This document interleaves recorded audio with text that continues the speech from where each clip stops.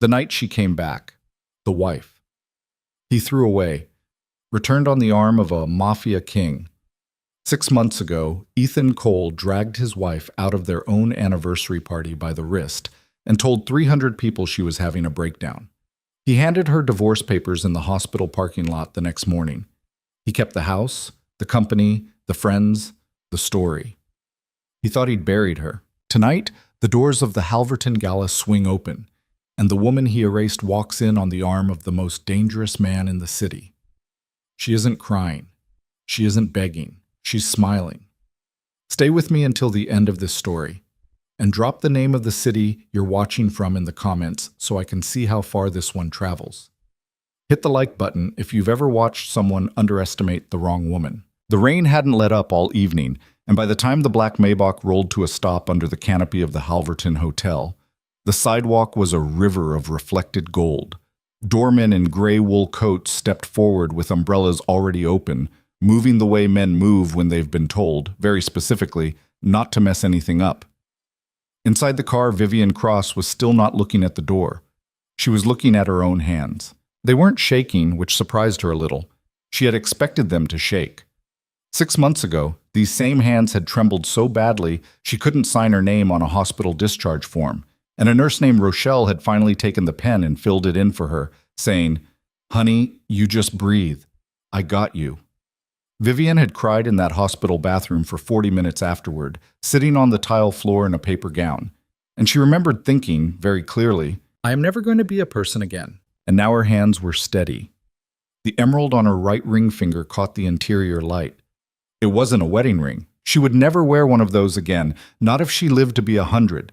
It was a gift from a man who had told her, the first time he handed her a box, that he didn't do promises, only facts. And the fact was, the ring belonged to her now, so she could do whatever she wanted with it. She'd worn it every day since. "You don't have to go in." The voice beside her was low, unhurried, with just enough gravel in it to make strangers sit up straighter without knowing why. Adrian Volkov was watching her from the other seat, one long leg crossed over the other, the crease of his tuxedo trousers so clean it looked like a blade. He had the kind of stillness that wasn't calm so much as it was absence, the stillness of something that had decided a long time ago not to waste motion. "I know I don't have to. I can have the driver pull out. We go back. We order whatever you want. I tell the kitchen to deliver it up." Vivian smiled. Not for him, for herself. For the Vivian of 6 months ago, the one on the bathroom floor, who would have given anything to hear a man speak to her like that. Like leaving wasn't a failure, but a door she was allowed to walk through any time she chose. "I'm not running anymore, Adrian." "I didn't say run. I said reschedule." "It's the same thing. Tonight." He studied her for a moment. Then he nodded once and reached for the door handle. "Then let's go be rude," he said. The Halverton Gala was the kind of event that took itself seriously even when no one else did. It raised money, officially, for a children's literacy initiative, though the literacy initiative had been the same literacy initiative for 11 years running, and no one could quite tell you what it had accomplished. What the gala actually did was this. It sorted the city. It told you, in one room on one night every fall, who still mattered and who was slipping. Invitations went out in September. Dresses were ordered in August. Feuds were timed around it. The ballroom was on the second floor, reached by a double staircase of white marble veined in black. Chandeliers, real crystal, not the fakes they'd had to replace after the renovation in 2019, threw a fractured gold light over a crowd of maybe 400. String quartet on a platform near the east wall. Servers in white gloves. The air smelled like expensive perfume and hot butter from the past hors d'oeuvres. Ethan Cole was near the bar, holding a glass of bourbon he hadn't drunk from in 20 minutes, and he was bored. He hated being bored at his own functions. Not his, technically. Cole Equity had co-sponsored, but the Halverton Committee had 4 sponsors, and the other 3 all wanted to pretend they were the main one. Still. His logo was on the program. His wife was on his arm. Camera 3 was turned toward him every 7 minutes or so, because the Society page editor had a soft spot for his jawline and had said so in print more than once. His wife. He adjusted his cuff and glanced down at her. Kara was 26 years old, a former lifestyle blogger turned content strategist, and she was telling a very long story about a woman named Peyton to a very tired woman named Whitney. Kara wore a pale blue Valentino that had cost Ethan $11,000, and she had, approximately, the energy of a well-groomed Cocker Spaniel. He had married her in a private ceremony in Turks and Caicos, 71 days after his divorce had finalized, and he had spent most of the honeymoon checking his email. It was fine. It was all fine. "Darling," Kara said, turning to him brightly, "Whitney wants to know if we're going to Aspen. Tell her we'll see." "He says we'll see," Kara reported back, as though Whitney had not been 3 feet away the entire time. Ethan took a slow pull of his bourbon and looked out over the room and thought, not for the first time, that Kara made him feel old. Not in a tired way, in a useful way. Like a man at the peak of something, surveying. He was 41. His hair was still all dark. His company had cleared $73 million in reported earnings last year, and quite a bit more that didn't make the reports. He had been called the next something by 3 different magazines in 18 months, and he was no longer sure which something. It hardly mattered. And tonight the mayor was supposed to stop by, and tomorrow a Senate aide was flying in to talk about something that was not yet to be talked about. He was, he thought, precisely where he had planned to be, which was when the room went quiet. It didn't happen all at once. Ethan had been to enough rooms to know that a real silence isn't a silence, it's a weather shift. Conversations didn't stop. They softened. Heads didn't turn altogether. They turned in a slow, uneven wave, the way grass bends under a gust you can see coming across a lawn before you feel it. Someone at the top of the staircase had arrived. Ethan looked up out of habit, the way he always did. The gala was a competition. Entrances mattered. He liked to clock who was showing up with whom. And for a fraction of a second his brain refused to translate what his eyes were sending it. He saw a woman in a black gown. Floor length, one shoulder, some kind of heavy liquid silk that moved like mercury when she breathed. Diamonds at her throat that were not the kind of diamonds you rented. Hair pulled back and low, not showy, the way a woman wears her hair when she has decided she is not the point of what she's wearing. Red lipstick. Not smiling, not frowning, just looking out at the room as though she had been here before and had been disappointed with it. And beside her, one hand resting at the small of her back, not possessive, not touching, just there, was a tall man in a black tuxedo who Ethan had never met and had heard about, in pieces, for almost a decade. Ethan's glass stopped halfway to his mouth. He did not, at first, recognize his ex-wife. Then he did. It landed in his chest like a punch he hadn't seen thrown. "Oh my God," Kara said at a volume that carried. "Oh my God, is that—" "Shut up." "Ethan, shut up." The word came out harder than he meant, and Whitney, tired. Whitney turned her head very slightly and something like a smile touched her mouth, and did not leave. At the top of the stairs, Vivian Cross finished scanning the room, the way you might finish reading a page you had already half memorized. Then, without hurry, she began to descend. 6 months. That was the thing that kept hitting Ethan in small, repeating waves as she came down the staircase. 6 months ago, this woman had weighed 104 pounds and had not slept through a night in 3 weeks. 6 months ago, he had put her in a black town car outside the family home, their home then. And he had leaned through the window and said, "Vivian, I need you to understand.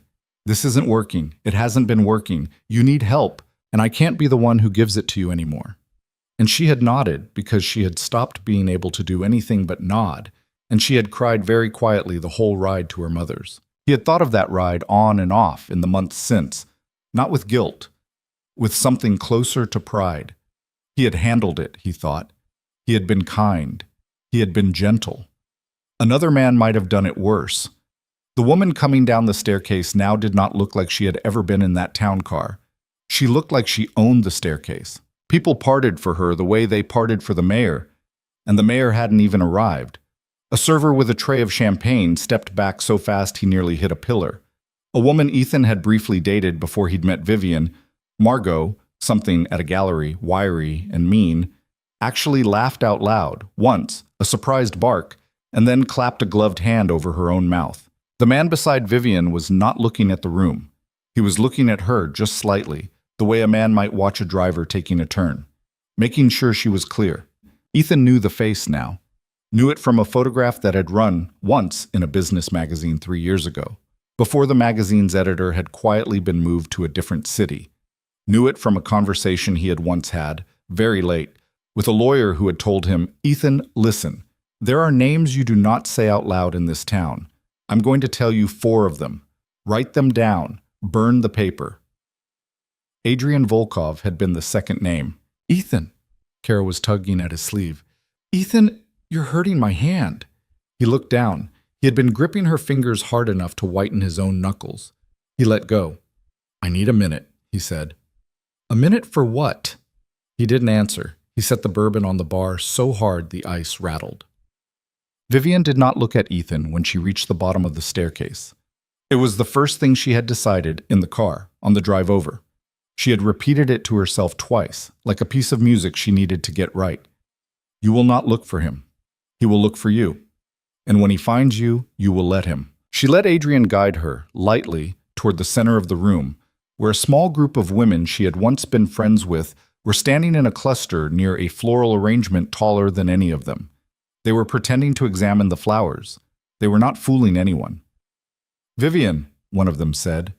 It came out almost as a question. Sloane Marchetti had been the maid of honor at Vivian's wedding. She was the wife of a real estate developer who owed Cole Equity something in the high 6 figures, and she had stopped returning Vivian's calls 4 days after the separation had become public. "Sloane." Vivian's voice was not cold. It was worse than cold. It was pleasant. "You look—" Sloane's eyes went down and up, and then past Vivian's shoulder, where Adrian was standing with his hands in his trouser pockets, entirely still. Sloane's smile wobbled. "You look incredible, honey." "Thank you. I've been meaning to call you. I have been meaning to call you for months. I swear to God, it has been so crazy. I'm sure. And I was just telling Paul, I was just telling him last week. I said, I have to reach out to Vivian. I have to—" Sloane's teeth clicked shut. "It's all right," Vivian said, softly, almost kindly. "You don't have to do this part." There was a small silence. It's all right," Vivian said again. "Really." And then she smiled, and the smile had nothing underneath it at all. And Sloane Marchetti. Sloane, who had once held Vivian's hair back after a bachelorette party in Miami, who had once cried at Vivian's father's funeral, and meant it, took half a step backward without realizing she had. Adrian's hand did not move on Vivian's back, but something in the air around him did. "Mrs. Cole."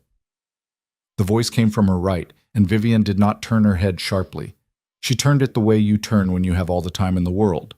It was Hollis Brandt, the society columnist for the Tribune, 60-something, shrewd, ruthlessly polite.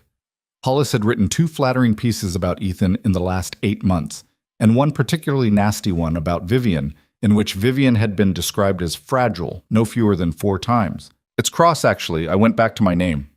"Of course. Forgive me." "Vivian." Hollis's eyes were bright. "You look wonderful. I had no idea you'd be here tonight. Are you—" "I'm a guest." "Of?" Vivian did not answer. She simply glanced, very briefly, at the man beside her. Hollis followed the glance. Hollis Brandt had been doing her job for 31 years. She had interviewed 4 sitting governors, 2 sitting presidents, one man who had later been indicted for racketeering, and a pop star who had eaten a glass of ice cubes during their lunch. She did not fluster easily. She flustered now. "Oh," she said. Adrian inclined his head, half an inch. "Ma'am." "Mr.?" She stopped. She smiled. It was, Vivian thought, a rather professional save, all things considered. "It's a pleasure. Likewise." Hollis's hand holding her phone, her recording app was on. It was always on. Vivian knew this. Drifted down to her side. "Vivian," she said, "may I ask, and you can absolutely say no, is this a public appearance, or are we—" "It's whatever you'd like it to be, Hollis. Write what you see." Vivian let the smile come back, just at the corners of her mouth. "I'd prefer it, actually. It saves time." Tut. Ethan found them. Of course he did. She had known he would. She had not turned to look for him the entire walk across the ballroom floor, and she had known the way a swimmer knows the shore is behind her without having to check, that he was moving toward her. She could feel the shift of the room. People were stepping out of his way too, but differently. Not with awe, with curiosity. A crowd smells a fight coming the way a dog smells weather. Vivian. His voice was low. He had come up on her left, and he had gotten close, closer than was polite, closer than was wise. And she felt, for one thin second, the old instinct to shrink, the old muscle memory. Don't make him louder. Don't make a scene. Smile through it. She did not shrink. She turned. He looked, she thought with a kind of distant surprise, exactly the same. The same jaw, the same hairline, the same cologne. A sandalwood thing he'd worn for 15 years, because his mother had bought him his first bottle when he got into business school, and he was superstitious about it. He looked like a photograph of her old life. He did not look like a threat. That was the new thing, the astonishing thing. Ethan, what are you doing here? I was invited. By who? By Adrian. She said his name without emphasis. She said it the way you say the name of someone who doesn't need to be introduced in a room because the room already knows. Ethan's jaw worked. He glanced for the first time at the man beside her. To his credit, Vivian would admit this later, much later, when she allowed herself to think about it at all. Ethan didn't flinch. He was a good actor. He had always been a good actor. He had once told her in bed in the first year of their marriage that the secret to business was never letting your face be the first thing that lost. Mr. Volkov. Mr. Cole. Adrian's tone was mild. He did not offer his hand, neither did Ethan. I wasn't aware, Ethan said carefully, that you knew my... He stopped himself. He recalibrated. That you knew Vivian. We've known each other a few months. A few months? Yes. I see. I'm not sure you do. It was said quietly. It was said without any heat at all. Vivian watched her ex-husband's face, and she saw, for the first time in the 17 years she had known him, something in his eyes that she had never seen there before. Not anger, not contempt, a small hairline crack of fear. A server was passing with champagne. Adrian lifted 2 flutes off the tray without looking and pressed one, gently, into Vivian's hand. Drink something, he said. Just to her. You haven't. She took it. Ethan watched the handoff. He watched his ex-wife take a glass of champagne from the most dangerous man in the city and lift it without tremor to her mouth. He watched her swallow. He watched her put the glass down on a passing tray, already empty, as if that had been the entire point. He did not know what to do with his own hands. Vivian, he said, and something had gone wrong in his voice, some catch that had not been there before. Can I have a minute? Alone. Just a minute. No? Vivian. I said no, Ethan. Look, I want to apologize, all right? I have wanted to apologize. I have been trying to reach you. You haven't been trying to reach me. I have. You blocked my number in April, Ethan, after I asked you to send back the photo albums. You blocked me, and then you told Sloane that I was harassing you. And Sloane very kindly informed me of that, the one time she picked up her phone. Vivian's voice did not rise. It stayed level, stayed pleasant, and that was the thing that was starting to frighten him. So let's not do this part. Let's not pretend there's a conversation we almost had. There isn't. There never was. That's not... Ethan. He stopped. I am here, she said, because there are some things I'd like people to know. About you, about us, about what you did. I'm going to say some of those things tonight, and you are going to stand there and listen, because you are not going to make a scene with Adrian in the room. Are you? He didn't answer. Are you, Ethan? No. Good. She took a small step back, not away from him. She didn't give him the satisfaction, but toward Adrian, so that her shoulder nearly brushed the lapel of his tuxedo. Adrian did not react. He was watching Ethan the way a man watches a dog he does not yet need to decide about. You look tired, Vivian said almost gently. You should eat something. And then she turned her back on him. There is a particular sound that a room makes when 400 people pretend, all at once, that they have not been listening. It is not silence. It is the rustle of silk and the clink of crystal and the small, sharp uptick in volume as everyone remembers, belatedly, that they were supposed to have been in a different conversation this whole time. It is the scrape of a violin bow as the quartet, bless them, lurches into the second movement of something by Dvořák that they were not meant to play for another 15 minutes. Vivian walked through it like she didn't hear it.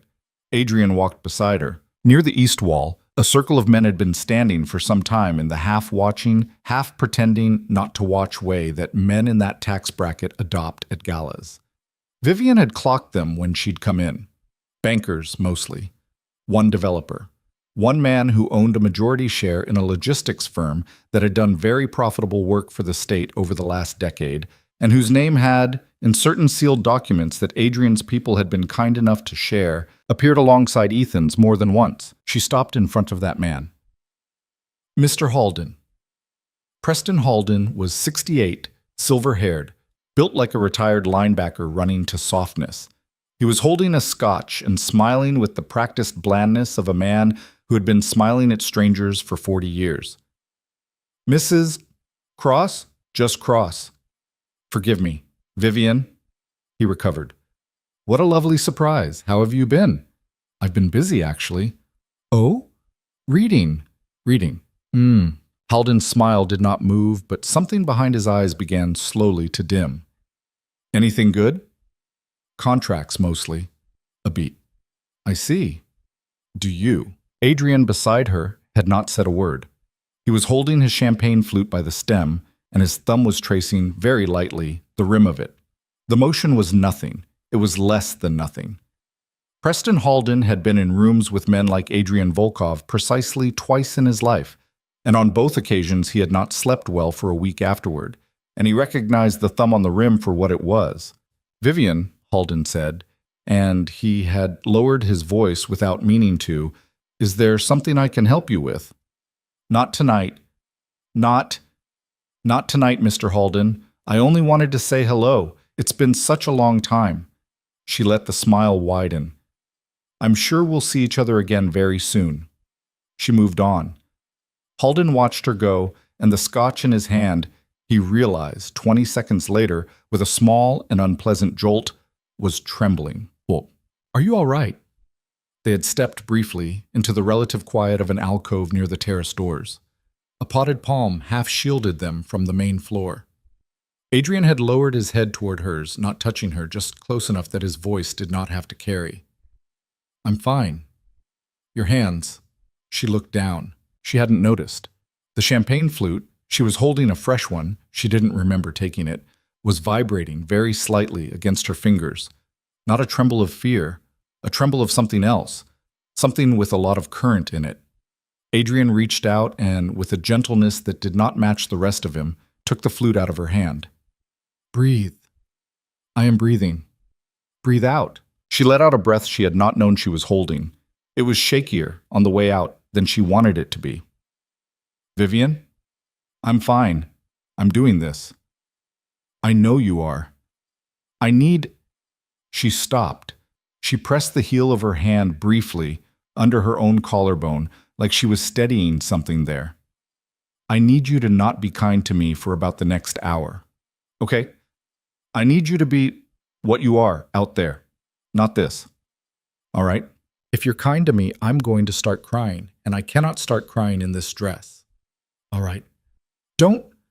Her voice cracked just once, and she corrected it. Don't laugh. I'm not laughing. You're laughing on the inside. I am not. Adrian. He was laughing on the inside, just a little. She could see it in the corner of his mouth, the smallest possible softening. I'm not mocking you, he said. I want you to know that. I know. Everything you are doing out there, that is the hardest thing I have ever watched a person do. And I have watched a lot of people do a lot of hard things. She swallowed. Adrian, stop it. Okay. Stop being nice. Okay? A beat. He handed the flute back to her. His face had smoothed again into the flat, unreadable thing the rest of the room saw. Better? Yes. Good, because your ex-husband is walking over here again. Well, Ethan had, in fact, spent the last 11 minutes trying to pretend he had not been walking toward her again. He had stopped at the bar. He had made eye contact with a board member. He had laughed, hollowly, at something Kara had said, though Kara had since been absorbed into a knot of women near the Raw bar and was no longer his problem. He had tried to text his lawyer and had realized, with a small hot wash of panic, that he wasn't sure what he wanted the lawyer to do. And then his feet had started carrying him back. He found Vivian near the terrace. The man, Volkov, was still next to her, though not quite so close now, a polite distance. Ethan clung briefly and foolishly to the polite distance as though it meant something. Vivian. Ethan. We need to talk. We've talked. We haven't talked. Not about this. Not about whatever this is. This is me, at a party. Come on. His voice had risen. Two women nearby turned their heads and pretended very badly that they hadn't. Vivian watched him for a long moment. All right, she said finally. Fine. Let's talk. Somewhere private. No, here. Vivian. Here is fine, Ethan. What do you want to say? He stared at her. It occurred to him with a kind of late, helpless clarity that he did not know. He had wanted for a long time to know that she was okay. He had wanted for a longer time to know that she was not okay, that she missed him, that she had been broken by him a little, in the way that let a man feel expansive about himself. He had wanted her to call, and he had wanted her to not call, and somewhere in there he had wanted her to evaporate entirely, to become someone he could mention in passing to a new investor over dinner and not have to think about in the car on the way home. He had not wanted her to walk into the Halverton Gala in $10,000 worth of diamonds on the arm of Adrian Volkov. What are you doing with him? He said, at last, and it came out lower than he'd meant, almost a whisper. Vivian, what? He's not... You don't know what he is. I know exactly what he is. You don't. Ethan, of the two of us, which one has been married to you? It hit him like a slap. He actually took half a step back. That's not fair. No, she agreed. It isn't. I made mistakes. You made choices. But I didn't, Vivian, I didn't deserve this. Whatever this is, whatever you're planning, I didn't deserve. She laughed. It was a short laugh, not loud, not cruel. It was the laugh of a woman who has heard something so genuinely stupid that she cannot, in the moment, think of anything else to do with it. Didn't deserve this, she repeated softly. Vivian. Tell me, Ethan. She had stepped closer to him, almost imperceptibly, and her voice had gone very low, and he had the sudden terrible sense that they were not in a ballroom at all, but somewhere much smaller, somewhere with no one else in it. Did I deserve it? Viv. Did I deserve the night in April when you told me I was, quote, embarrassing you at dinner because I had asked Paul Marchetti what his daughter's name was? And you said, do you remember what you said, Ethan? You said, Jesus Christ, Vivian, what is wrong with you? Are you on something? In front of 6 people. Did I deserve it in May when you started sleeping in the guest room and telling your mother it was because I snored, when what I actually was pregnant? Ethan, I was pregnant, and you knew because I had told you 11 days earlier in the kitchen, and you said you needed to think about it. Vivian, did I deserve it in July when I lost the pregnancy alone in the upstairs bathroom while you were in Aspen with a 26-year-old, and I had to call an Uber at 4 a.m. because I couldn't reach you because you had, quote, accidentally left your phone in the hotel safe all weekend? Stop it. He had hissed it. She had not. Did I deserve it, Ethan, in September when you told 300 people at our anniversary party that I was having a breakdown and you walked me out of the room by my wrist and the bruise was there for 9 days? 9 days, Ethan, I counted. And you texted me on day 4 to ask if I could still make it to the Hoffman wedding because it would look bad if I didn't? Her voice had not risen. That was the astonishing part. It had not risen once. Did I deserve that? He didn't answer. Did I, Ethan? No. Say it louder. No. Thank you. She stepped back. She was trembling again a little. She did not try to hide it this time. Adrian, behind her shoulder, had not moved. He was watching Ethan's face the way a man watches a window he suspects is about to break. I'm going to go enjoy the rest of the evening now, Vivian said. and her voice had gone pleasant again, terrifyingly pleasant, the way it had been with Sloane, with Halden, with Hollis. "I hope you do too." She turned away. Ethan stood where she left him for a long moment, and a woman to his left. He did not know her. He would never know her. She was someone's date, someone's cousin. No one leaned over to her companion and said, not quite quietly enough, "That was his wife?" Ethan heard it. He walked slowly back to the bar. He ordered another bourbon. He did not drink it. Across the room, Vivian Cross was laughing, softly, at something a senator had said. The senator was laughing too, and leaning in, and had not, Ethan realized, laughed like that at him in 4 years. Adrian Volkov stood at her elbow with a champagne flute he was not drinking from, and every so often, just every so often, his eyes moved across the room and found Ethan and did not linger and moved on.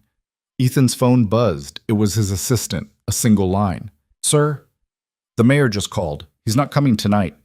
He said to send his regrets." Ethan stared at the message. He stared at it for a long time. Outside, the rain was still falling on the canopy of the Halverton Hotel, and inside, his ex-wife was being introduced, quietly, to the wife of the Attorney General, and the quartet had moved, cleanly and without error, into the next piece. The mayor's cancellation was not, in itself, a fatal thing. Mayors canceled. Mayors were always canceling. They had assistants who called on their behalf to cancel, and the assistants had their own small, well-rehearsed scripts. Unexpected obligation, regrets deeply, sends his best. And Ethan Cole had received versions of that script probably 30 times in his career without blinking. He was blinking now. He read the message 3 times, standing at the bar with the bourbon he wasn't drinking, and on the third read he noticed, with a small and lucid clarity, that his assistant had phrased the message in a particular way. He said to send his regrets. Not he sends his regrets. The mayor had told someone to do the sending. The mayor had not wanted his own voice on the thing. The mayor had not even wanted his own name at the top of the text. Ethan was not, by nature, a man who read into phrasing. Phrasing was for his lawyers. He had employed phrasing readers for a long time, precisely so he would not have to be one. But tonight, here, at this bar, with his ex-wife 30 feet away being introduced to the Attorney General's wife, tonight he read phrasing, and phrasing was telling him something that sat in his stomach like a cold stone. The mayor had heard that Adrian Volkov was here. The mayor had heard which arm Adrian Volkov had walked in on. The mayor had, in the space of about 11 minutes, done the small, sensible math of a man who is running for state comptroller next spring and had decided that he did not, on reflection, want to be photographed. Shaking Ethan Cole's hand in a room that also contained the aforementioned arm. Ethan set the phone face down on the bar. "You okay?" It was Kara. She had detached at last from the knot at the raw bar, and her lipstick was a little blurred at one corner, and she was looking at him with the particular wide-eyed softness of a woman who had just realized, through no fault of her own, that something in her evening had gone very wrong without her being told. "I'm fine." "Babe, you look—" "I'm fine, Kara." She flinched almost imperceptibly. He saw it. He hated for a thin, hot second that he saw it, because seeing it meant he would have to, at some point in the next hour, apologize for it, and he did not have the energy for the apology, or the energy for the conversation that would follow the apology. He reached for her hand without looking at her, and he squeezed it, and he said in a much softer voice, "Sorry, I'm sorry. Work thing. Give me a minute." "Is it her?" "What?" Kara was not looking at him. She was looking across the room. At the senator, at Adrian, at Vivian. "That's Vivian, right? That's her." "Kara." "I'm just asking, babe." "Yes, that's her." "She looks—" "Don't." "I was going to say different." "Don't." Kara was quiet for a moment, and then she said with a small, surprising flash of something underneath the Cocker Spaniel voice, "You didn't tell me she was beautiful, Ethan." He looked at her finally. "She wasn't," he said. "Before." "Okay." "Kara." "She wasn't." "Okay, babe." She kissed his cheek. She did not quite mean it. She walked away from him toward the powder room, and her shoulders, under the pale blue Valentino, were a little higher than they had been before. Ethan picked his phone back up.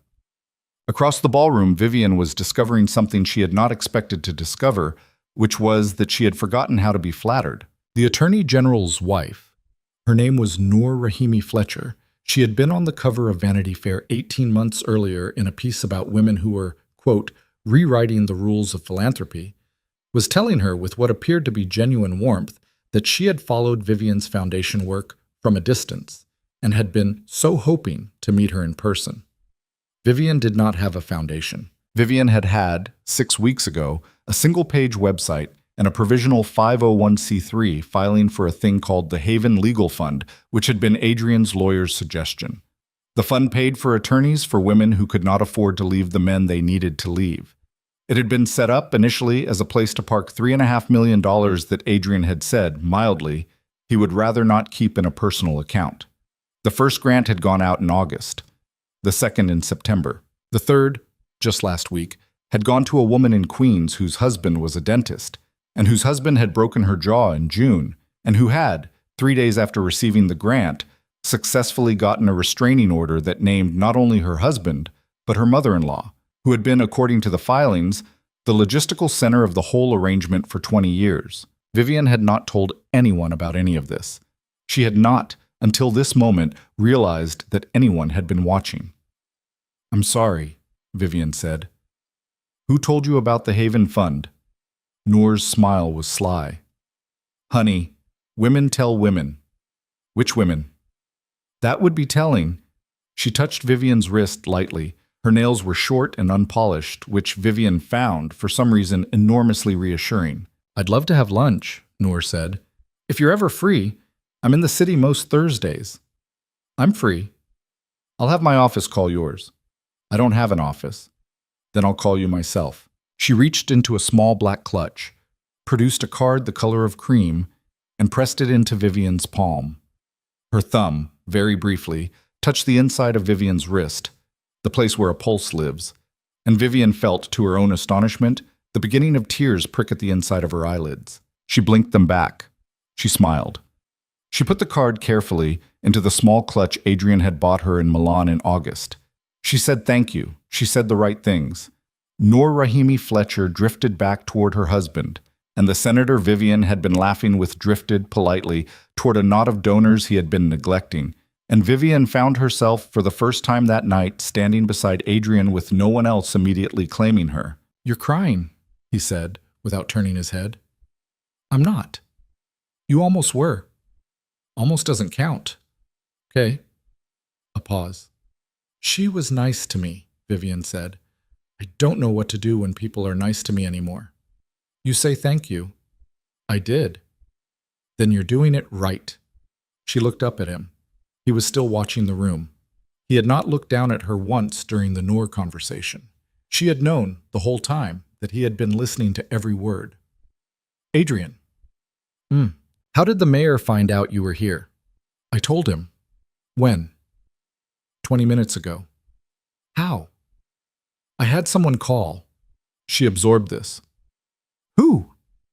He finally looked down at her. His eyes, under the chandelier light, were the color of wet slate. "You don't need to know the who tonight. You'll know him in about 2 weeks, when the paperwork on the Halden thing comes back. You'll like him. He's funny. Ex-FBI. Bad at poker." "Adrian." "Vivian." "I said I wanted to do this myself. You are doing it yourself." "I removed an obstacle. The mayor is not your business tonight, and I did not want him in the photographs. That is not stealing your thunder. That is maintenance. That's—" She wanted to argue with him. She could feel the argument, shaped and ready, at the back of her throat. "That is not how this works. That is not what we agreed." But she could not, in the moment, quite remember what they had agreed, because what they had agreed had been, largely, that she would decide. And the thing he had decided for her tonight was, she had to admit, a thing she would have decided for herself if she had been thinking about it, and had been smaller and meaner inside her own skin than she was currently willing to be. She let the argument go. "Okay. Okay? Okay. You'll yell at me in the car." "Yes." "Good."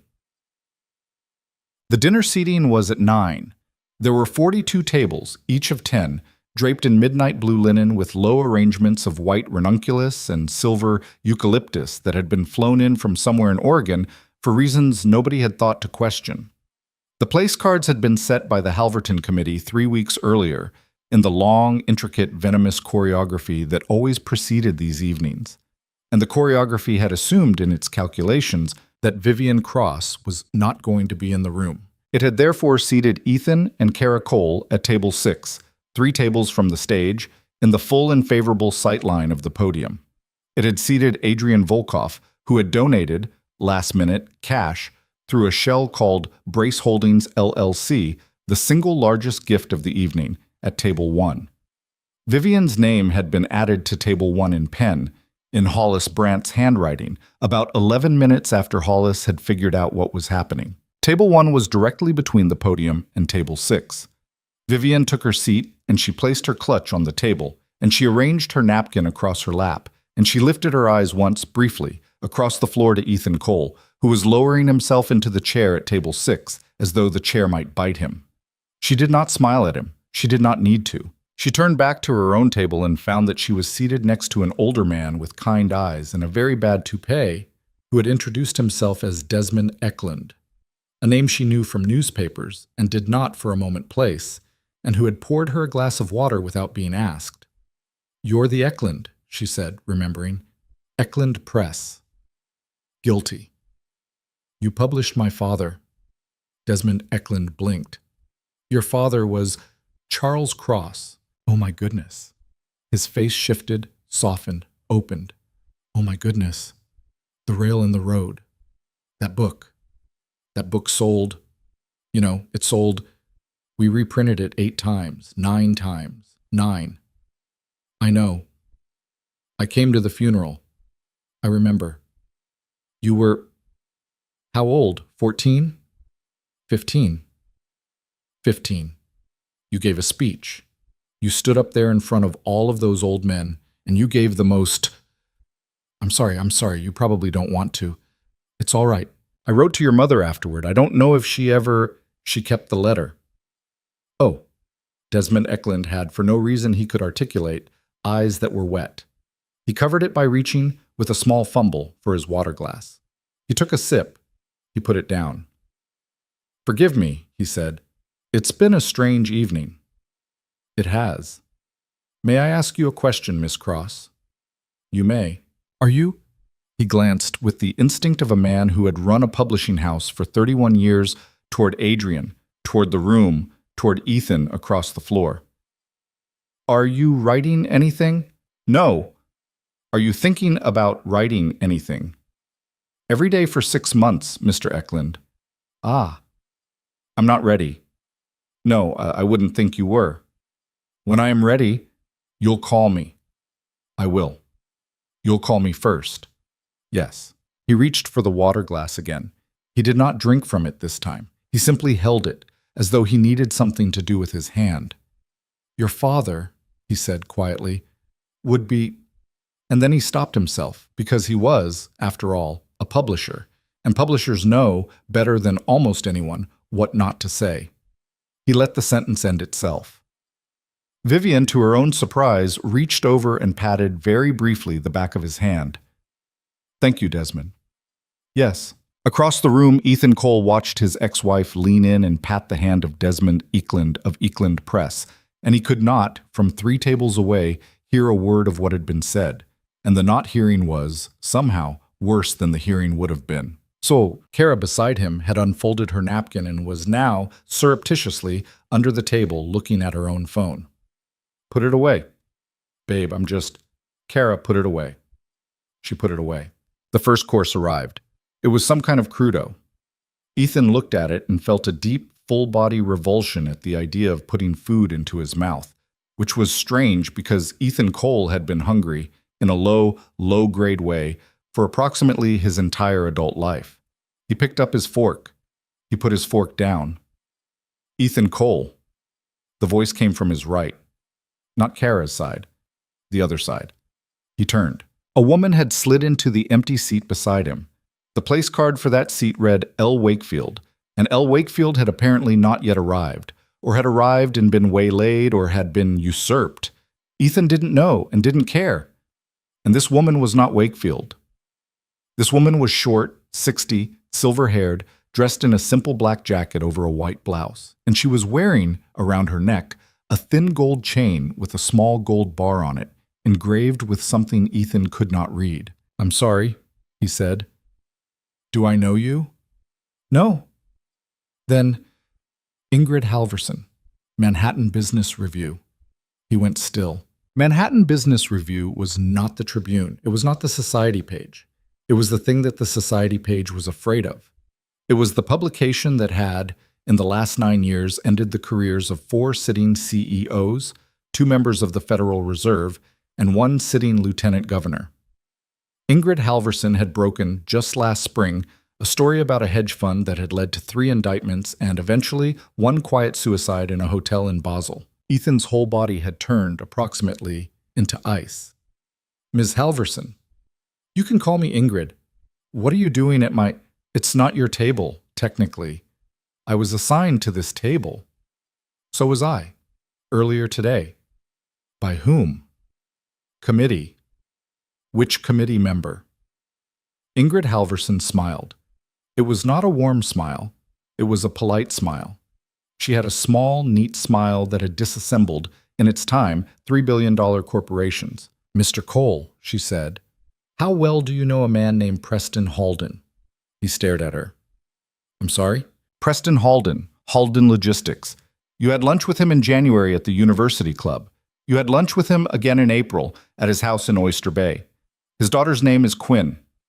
Quinn played field hockey at Middlebury. You asked after her. You told Halden you'd put in a word for her at an investment firm that your cousin sits on the board of. You said, quote, 'Happy to help. She sounds like a star.'" Ethan had not, in his life, felt his mouth go quite so dry, quite so fast. "Ms. Halvor, Ingrid, I'm not going to have this conversation at a—" "I'm not asking you to have the conversation here. I'm giving you the courtesy of knowing that the conversation exists." "I don't—" "I'm going to call your office on Monday. My office will—" "Your office is not going to screen me, Mr. Cole. I know how to get through your office. I know the name of your assistant's assistant, and I know that her fiancé has a warrant in Florida for an unpaid— Jesus Christ. I'm telling you this as a kindness, do you understand? Because I'm going to call on Monday, and I'm going to ask you for comment on a story that is going to run on Wednesday, and I would like you to have the weekend to prepare a comment that is going to be useful to you." "Useful?" "Yes. Useful, Mr. Cole." Her voice dropped, softly, almost kindly. "I am telling you that you have until Monday morning. I am telling you this because I was taught, 35 years ago, by a woman who had been a war correspondent in 2 wars, that it is never, ever the journalist's job to surprise the subject. That's not the game. The game is, you make the call, and you let the man decide how he wants to be remembered." "I don't understand what you're—" "Yes, you do." She picked up her water glass. She took a small, quiet sip. "Enjoy your crudo, Mr. Cole." "Who put you at this table?" "I did." "Who—" "No, Mr. Cole, look at me." He looked. Her eyes were brown. They were not unkind. They were also, he understood suddenly, the last thing a number of men had looked into before their lives had changed. "I am at this table because I have been working on this story for 4 months. I have been working on this story since June. I did not know, until 40 minutes ago, that Vivian Cross was going to be here tonight. I did not coordinate with anyone. I have not spoken with—" Her eyes flicked, minutely, toward table 1, and came back. "With anyone over there. If I had known, I might have stayed home. You are going to imagine, I suspect, that the 2 things are connected. I am telling you they are not. I am telling you because I would like you to spend your weekend preparing a comment, and not a conspiracy." She set down her water glass. "I look forward to speaking with you on Monday." She stood. She did not go far. She went, in fact, only 2 tables over, to a seat that had been empty, at a table of people Ethan did not recognize. She sat. She opened her napkin. She smiled across at a woman who appeared to be her wife. She began, to all appearances, to enjoy her evening. Ethan looked down at his crudo. He could not any longer see the plate. The edges of his vision had gone soft and dark and strange, and a ringing had started somewhere behind his right ear that he knew from past experience was the ringing that happened in the very early stages of a very bad panic attack. He took a breath. He took another. "Babe?" Kara's voice from his left sounded like it was coming through water. "Babe, are you—" "I'm fine." "You don't—" Kara. Came out as a hiss. Two people at the next table glanced over. He closed his eyes. He forced the breath down. "I'm fine. I'm sorry. I'm fine. I need to make a phone call. I'll be right back. Ethan, I'll be right back." He stood. He did not look at table 1 on his way out of the ballroom. He could feel, with absolute precision, the moment he passed into and out of Adrian Volkov's peripheral vision. He could feel, though he did not see it, the exact half-second when Vivian's eyes registered him leaving and went calmly back to her conversation with Desmond Ickland, and that half-second was worse than a lifetime of her shouting at him would have been. Until he made it into the corridor, and then into a side hallway, and then into a small private lounge that the Halverton kept for VIP guests, and which was, mercifully, empty. He sat down on a velvet ottoman. He put his face in his hands. He was 41 years old, and he was the founding partner of Cole Equity. And he had, in the last 40 minutes, watched his mayor cancel on him, his ex-wife gut him with a 3-minute summary of the last year of their marriage. A financial reporter he had been vaguely aware of deliver an extinction notice across a bowl of raw scallops, and his second wife look at him with an expression of polite, dawning reevaluation that he had absolutely not earned. He pulled out his phone. He opened his text messages. He scrolled, his thumb jittering, up past the last message from his assistant, past the mayor's regrets, past an email thread about a Senate aide who, he saw now, with a hard small jolt, had been very quiet indeed for the last 3 days. He found the contact he was looking for. Marty. Marty Rosenthal had been Ethan's lawyer for 11 years. Marty was not the lawyer Ethan used for his divorces or his mergers. Marty was the lawyer Ethan used, in the way that certain men use certain lawyers, to keep certain documents in certain filing cabinets, in certain offices that were not, strictly speaking, in the same state as the transactions those documents described. Marty was, in his way, a very good friend. Marty was also the man who had said to Ethan 18 months ago, "Ethan, I want you to listen to me." The Halden situation. The Halden situation is not a situation. Say yes, and we do it cleanly. Say no, and we do not do it at all. We do not do it messy. We do not do it sideways. Messy is how people end up in Basel. Ethan had at the time said yes. Ethan had then, in the course of executing the yes, done it sideways. He dialed. Marty picked up on the second ring. "Ethan." "Marty, we have a—" "I know." "You know?" "Halverson's been calling my office for 2 weeks. Ethan was silent for a long, stunned moment. "Marty, 2 weeks. I didn't tell you because I didn't want you to do anything. I told her we'd get back to her. I told her we needed to understand the scope of the inquiry. I was doing what I do, Ethan. I was buying time. She just cornered me at my dinner table, Marty." "What?" "She walked up to my table. She sat down next to me. She told me she knew about Halden, about the lunch, about Quinn, about the— Christ. She told me she's calling Monday." Silence. "Marty?" "She said Quinn by name. She said Middlebury field hockey, Marty. Ethan, listen to me. Ethan, where are you right now?" "The Halverton, the gala." "Is Vivian there?" Ethan's throat closed briefly. "You heard." "Ethan, is Vivian there?" "Yes." "With who?" "You already know." Silence. A long one. And then, very quietly, Marty Rosenthal, who had, in his 22 years of practice, negotiated a plea deal with a sitting U.S. attorney at 2 a.m. in a hotel suite in Geneva, and who was not a man who was easily knocked, said, in a voice Ethan had never heard him use before, "Oh, Ethan." "Marty." "Oh, Ethan. Oh, Ethan." "What does that mean? You didn't call me, Ethan, when you started when the thing with Kara, when the thing with Vivian. You didn't call me.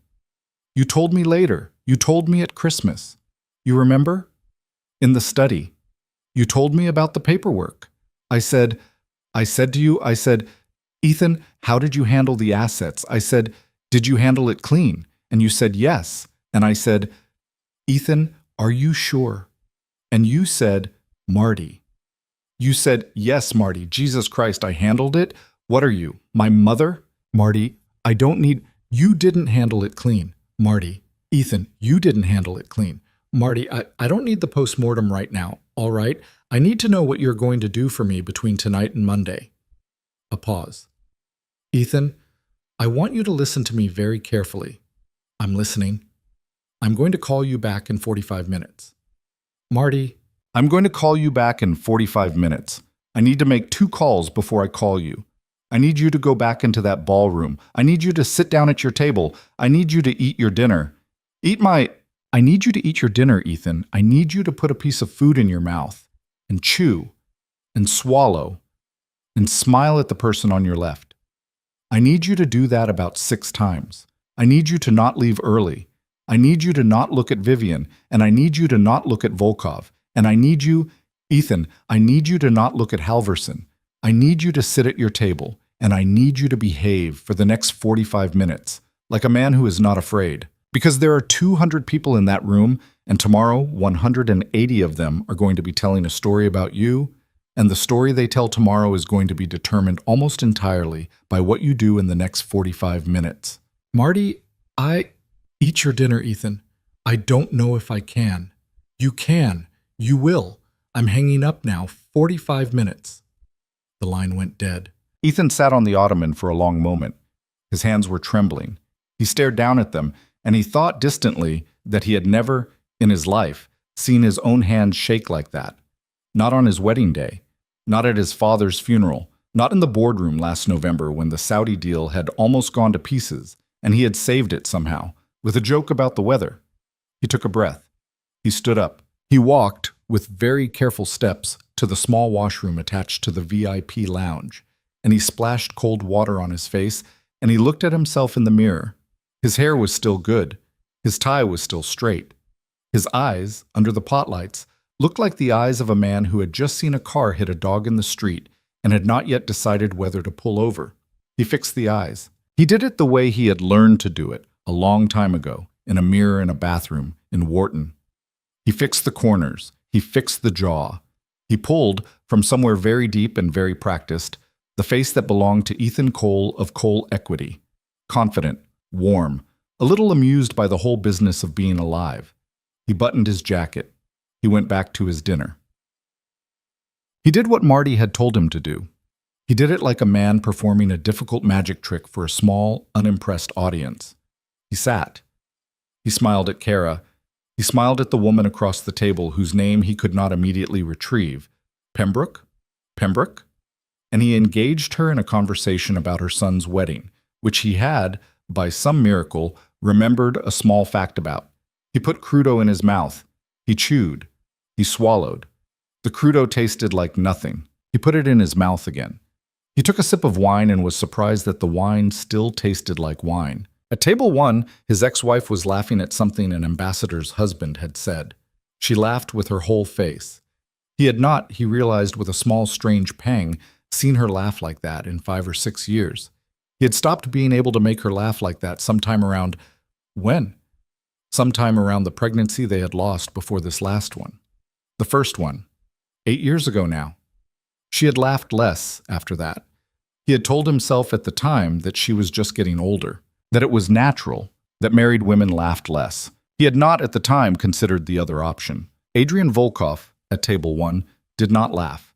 He watched Vivian laugh, and his mouth moved a little at the corner, and that was all. He did not, Ethan noticed, eat very much. He cut small, precise bites. He chewed. He swallowed. He set his knife and fork down between bites in the continental way, and his hands, between bites, did not fidget. He was not, Ethan understood, drunk, and he was not going to be. He was doing some other thing. He was running some other calculation, low and quiet, behind his eyes, the entire time. Once, only once, Adrian Volkov looked up across the room, and his eyes found Ethan's across the flower arrangements and held for perhaps 2 seconds and let go. Ethan felt the hair on his forearms lift under his tuxedo shirt. He looked back down at his plate. He took a breath. He smiled at Kara. Kara, who had been watching all of this with the dull, slow gathering intelligence of a woman who had spent her 20s being underestimated, and who was now, to her own surprise, 26 years old and married to a man she was beginning, very quietly, to suspect she did not actually know, smiled back. The second course came. Somewhere in the middle of it, Ethan's phone buzzed in his pocket. Excuse. He waited, against every instinct. He waited until the course was cleared. He waited until Kara had gone to the powder room. He waited until Pembroke had turned to her husband on the other side. And then, under the tablecloth, with the screen shielded by his napkin, he read the message. It was not from Marty. It was from an unknown number with a 347 area code. The message contained no words. It contained a single photograph. The photograph had been taken by the look of it on a phone through a car window at a slight angle. It showed a man in a gray suit getting out of a black sedan in front of a federal building in Lower Manhattan. The man in the gray suit was carrying a briefcase. The man in the gray suit was Preston Halden. The photograph had a timestamp. The timestamp was this afternoon, 4:41 p.m. Ethan stared at it for a long moment. He realized with a small, cold lurch that Preston Halden had been in the federal building this afternoon at 4:41 p.m. while Ethan had been in his office choosing a tie, and Halden had been smiling at him at this gala an hour ago, holding a scotch, telling Vivian it was a lovely surprise. And the scotch, Ethan saw now in his memory, had been shaking. The scotch in Halden's hand. Ethan put the phone face down back in his pocket. He did not look at table 1. He did not look at table 4, where Ingrid Halverson was buttering a piece of bread for her wife. He picked up his fork. He put a piece of food in his mouth. He chewed. He swallowed. At table 1, Vivian Cross lifted her water glass and caught the reflection of the chandelier in it and did not drink. She only looked across the rim toward the man across the room who had once called her fragile in a parking lot. He was eating his dinner with great concentration, and his hand holding the fork was no longer entirely steady, and the light had changed on him somehow, in a way she would not have been able once to describe. He looked, she thought, smaller. She set the water glass down, untouched, and turned back to Desmond Eklund, who was telling her with a kind of shy old man delight about a manuscript he'd read the previous week by a young woman from Minnesota who wrote, he said, "The way your father used to write, Miss Cross, the exact same way." And Vivian listened, and she smiled, and somewhere under her ribs, in a small hot place she had thought long cauterized, something that had been waiting for 6 months began, very quietly, to loosen. The string quartet on the platform near the east wall finished one piece and began another, and the second piece was slower and lower, and the bow of the cello came down on the first long note and held it, and the note hung in the air over the ballroom like a thing that knew it was being listened to. The cello held its note, and the room, without quite knowing it, held its breath with it. Vivian did not look away from Desmond Eklund. She wanted to, badly. She could feel, in her peripheral vision, the exact shape of Ethan at his table, the tilt of his shoulders, the way his left hand had gone down to his lap and stayed there, the way his right hand had kept moving through the motions of the fork because Marty Rosenthal had told him to. She could feel him the way you feel a person you used to sleep beside, not as a presence in the room so much as a shift in the air pressure. 17 years did not unlearn that, and she was not stupid enough to pretend it had. But she did not look. She kept her eyes on Desmond, and she asked him a small, real question about the young woman from Minnesota. Was she represented? Was she working with an agent? Had anyone else seen the manuscript? And Desmond, who had been half prepared for the gentle brush-off he was used to getting from heiresses at charity dinners, blinked and gathered himself and answered her properly. "She's not represented." "How did it come to you?" "Her high school English teacher, old friend of mine, taught with me in Madison 30 years ago, sent me the first 50 pages in a manila envelope. Actual envelope, stamp and everything." "Did you write back?" "I called him." "And what did you say?" Desmond laughed. It was a short, surprised, almost boyish laugh, and two women at the next table glanced over and smiled the way women smile when an old man laughs honestly. "I told him," he said, "that I was going to retire now, in peace, Because I had read something that made me feel like my job had not been for nothing. Vivian looked at him for a long moment. Desmond. Yes. Give me her name. Vivian, not for the foundation, for me. I'd like to write to her. You'd like to, not as anyone, just as a reader. I'd like to tell her that someone read her first 50 pages on a Tuesday and thought about them on a Wednesday. That's all. Desmond Eklund, who had been the kind of publisher who had watched industries eat themselves and friends turn into shareholders, and shareholders turn into strangers, and who had, in the last 11 years, gone to the funerals of more people than he cared to count, put down his fork very carefully on the edge of his plate. I'll give you her name, he said, after the speeches. Thank you. Vivian. Yes? You know your father used to say... He stopped himself. He shook his head once. Never mind. It's a long night. I'll tell you another time. Tell me. Another time. Tell me now. He looked at her. The thing behind his eyes was not, Vivian saw, the sentimental thing she had been prepared for. It was sharper. He was a publisher. Publishers watched for weight. Your father used to say, he said, that the only people worth publishing were people who had once had their mouths full of dirt. Who had eaten it? Who knew what it tasted like? He said, this is nearly word for word, Desmond, save me from the ones who've only read about it. Give me the ones who've chewed. A pause. I didn't know what he meant when I was younger. I thought it was a pose. I think I understand it now. Vivian did not say anything for a moment. Then she reached very quietly for her water glass, and she took one sip, and she set it down again. I've chewed, Desmond. I know, sweetheart. Don't call me sweetheart. Sorry. It's all right. I don't mind from you. He laughed, low. Your father was the same. Could not stand honey. Got thrown out of a room in '82 for correcting an editor about it. Took him 4 years to get back in that building. Sounds about right. But a tap, softly, on a microphone. Across the room, up on the small raised platform by the east wall, a woman in a dove-gray gown had stepped up to the podium. She was the chair of the Halverton Committee. Her name was Margaret Yu. She was 62. She had been the chair for 9 years, and she had the specific, hard-won poise of a woman who had been introducing rich people to other rich people for half her life. Good evening, she said, and the room began the small, rustling, familiar work of arranging itself to listen. Vivian felt Adrian's hand come, for the first time that evening, to rest openly on the back of her chair. Not her shoulder. The chair. A small, precise claim, visible to the room, read instantly by anyone with eyes.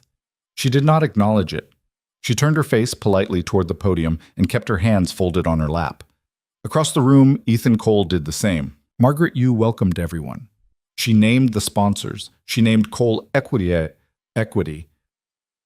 And her mouth did not move when she said it, and her eyes, which had been professionally warm for every other sponsor, went, for the length of 2 syllables, flat.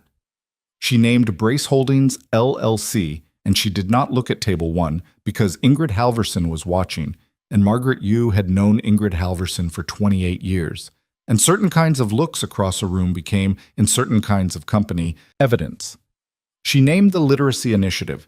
She said a number that was, this year, 31% larger than last year, and the room made its small, warm sound of approval. And then she said, I'd like to invite up to the stage a woman who is making her first public appearance tonight in what I understand has been a long and difficult year.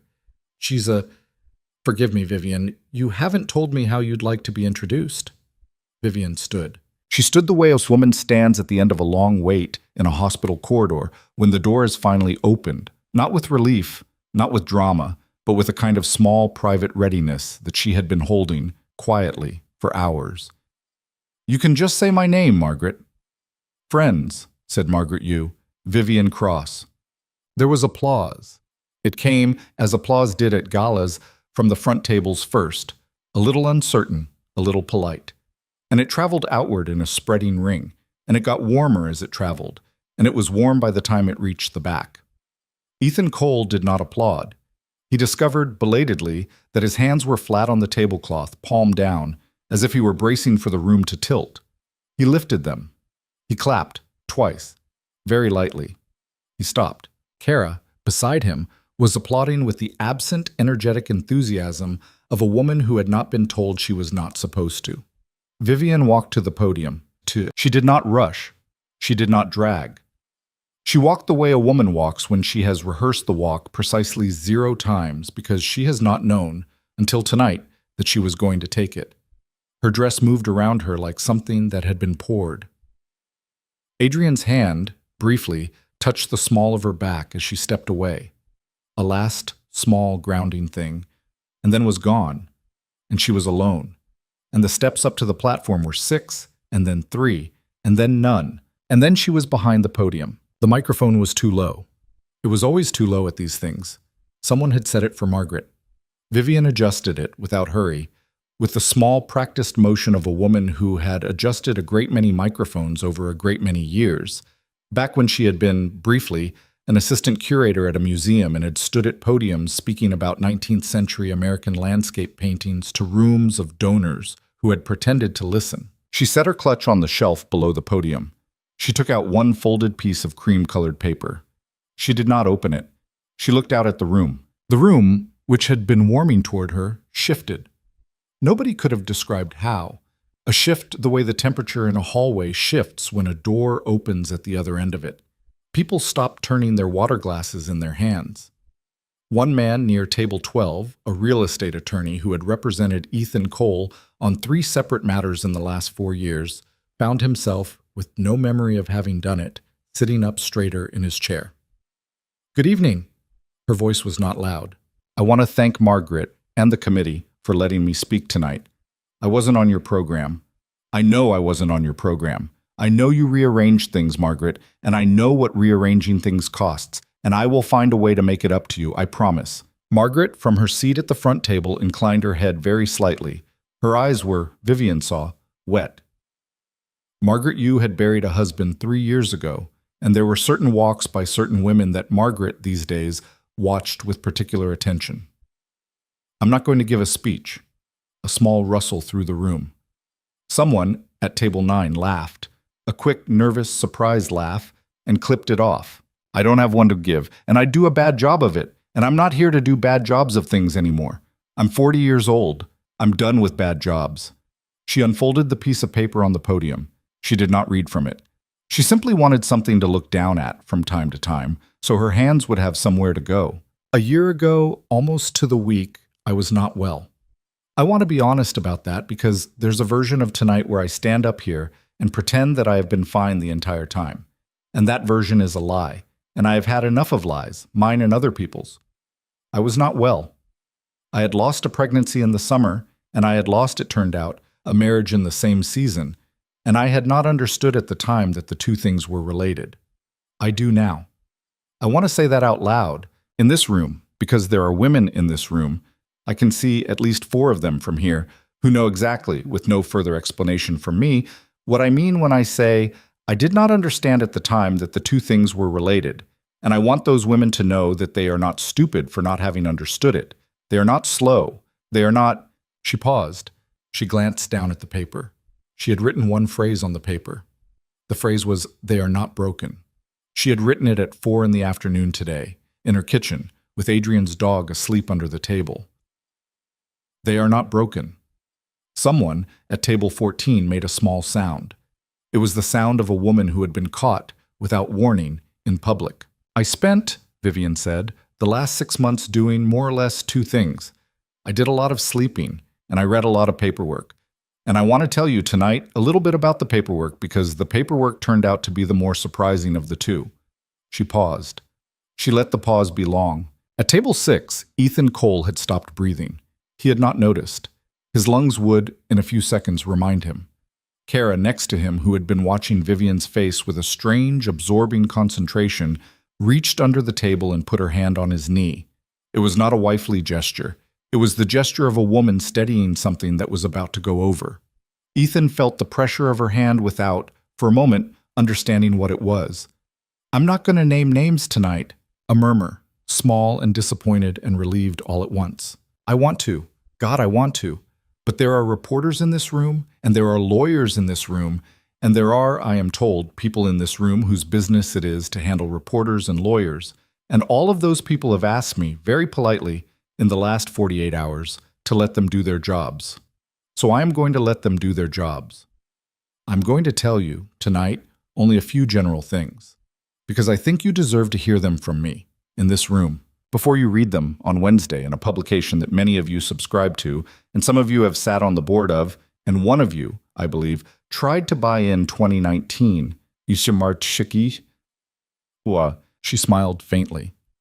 Ingrid Halverson at table 4 set down her knife. I'm going to tell you, first, that I was told, for the last 3 years of my marriage, that I was imagining things. I was told I was tired. I was told I was paranoid. I was told, once, in front of my own mother, that I was, quote, not well enough to make decisions about money. I was told these things by a person I trusted. I was told them by people that person paid. I was told them in quiet voices, in nice rooms, by people who had decided, somewhere along the way, that the easiest way to handle me was to convince me, gently, that I was the problem. She lifted her eyes. She looked for the first time directly across the room at table 6. Ethan, to his credit, did not look away. I was not the problem. She let the sentence sit there. I was not the problem, and I'd like to say that out loud, in a microphone, in a room this size, because I spent about 14 months of my life being unable to say it to myself in the mirror in my own bathroom. I was not the problem. I am not a hysterical woman. I am not a bitter woman.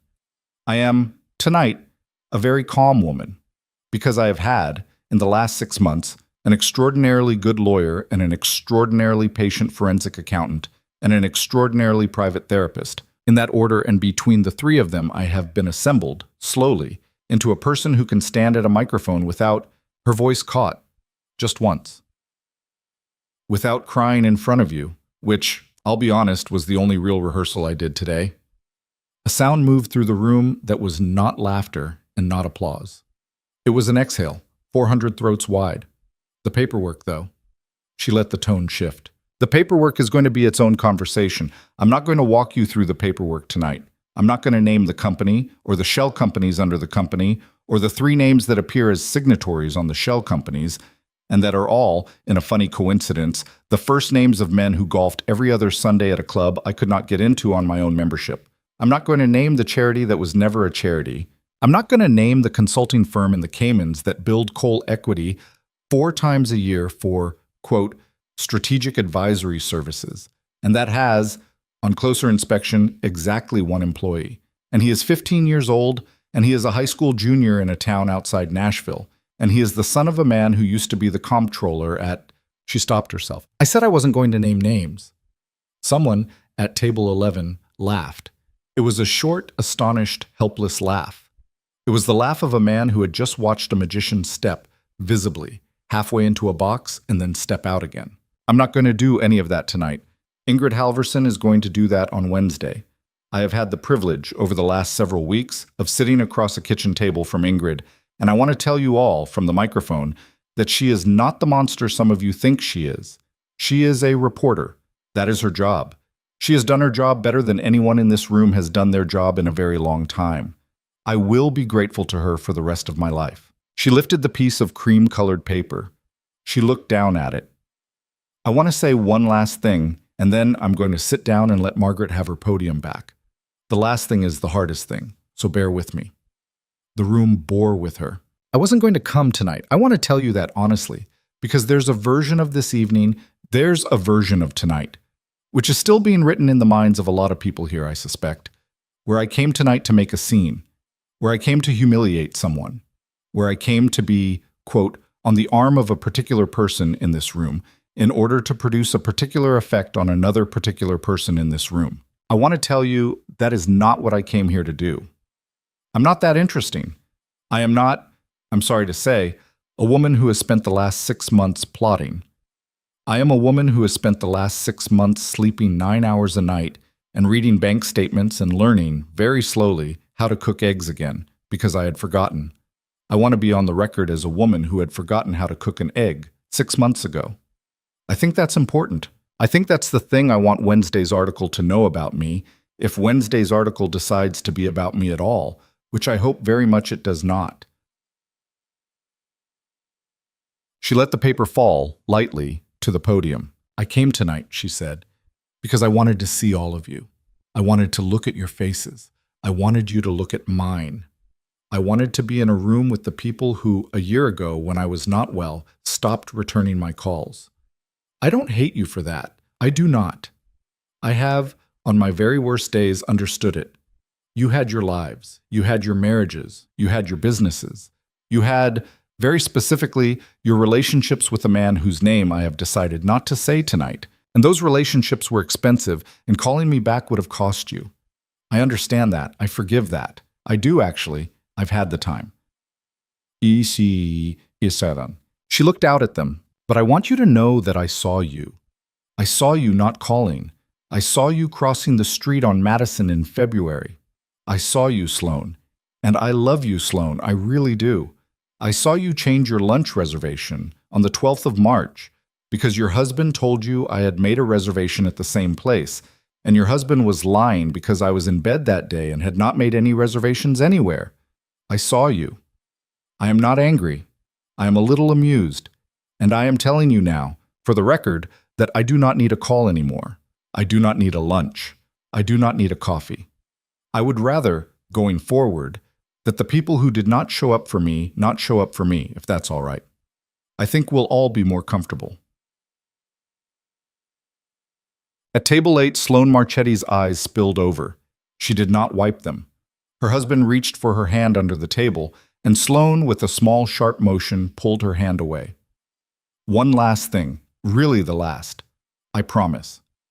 Vivian's voice, which had held for the whole speech, softened now.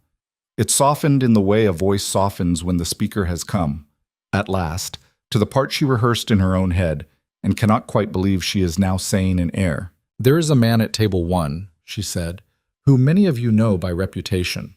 I'm not going to introduce him. Most of you have already introduced yourselves to him tonight, in small ways through other people by asking around. That's fine. That's the grown-up version of gossip, and I'm not above it either. A small, careful laugh from the floor. Adrian did not ask me to come tonight. He did not suggest it. He did not plan it. He did not, for the record, put me in this dress. I put me in this dress. I put me in this dress after I put me in 6 other dresses, and then I put me in this one, and I stood in front of my mirror and I said, out loud, to my own reflection. And my mother was in the next room and she will confirm this. I said, Vivian Cross, you are going to walk into that room like a woman who knows what she is worth. She paused. That was the sentence. It's not a very original sentence. I'd be embarrassed if it weren't true. She looked for the first time that evening directly at Adrian Volkov, and he looked back at her, and across the room the cameraman from the Tribune, who had been instructed, specifically, by his editor, do not take a photograph of the Volkov man, not even one. Do not make me have this conversation with legal on Monday. Lifted his camera anyway, and took one photograph, and then sensibly deleted it on the spot. Adrian, Vivian said into the microphone without looking away from him, did not save me. I want to tell you all that because I have been, for the last 6 weeks, reading a very particular story about myself in certain places. And the story is that I am a rescued woman, and the man at table 1 is my rescuer. I want to tell you that is not what happened. What happened is that I saved myself. I saved myself 95% of the way. And then at 95% when I was tired, and when I needed a lawyer who did not have a relationship with anyone at Cole Equity, and when I needed specifically to know that my mother's apartment was not going to be bought, very quietly, by a shell company in May, I called a man whose number I had been given once, a long time ago, by a friend of my father's. I called him. He answered. He was, I will tell you, extremely suspicious. He asked me 11 questions. He called me back 3 days later.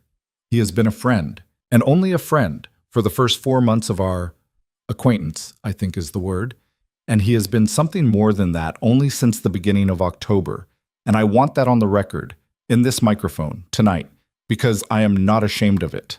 I am not a woman being rescued.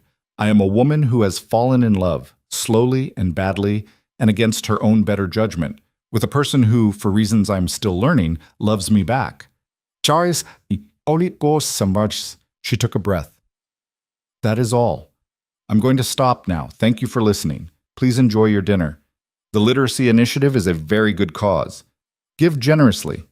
She stepped away from the podium. The applause did not start for a beat, because no one in the room knew exactly how to start it. It was not an applause-shaped speech.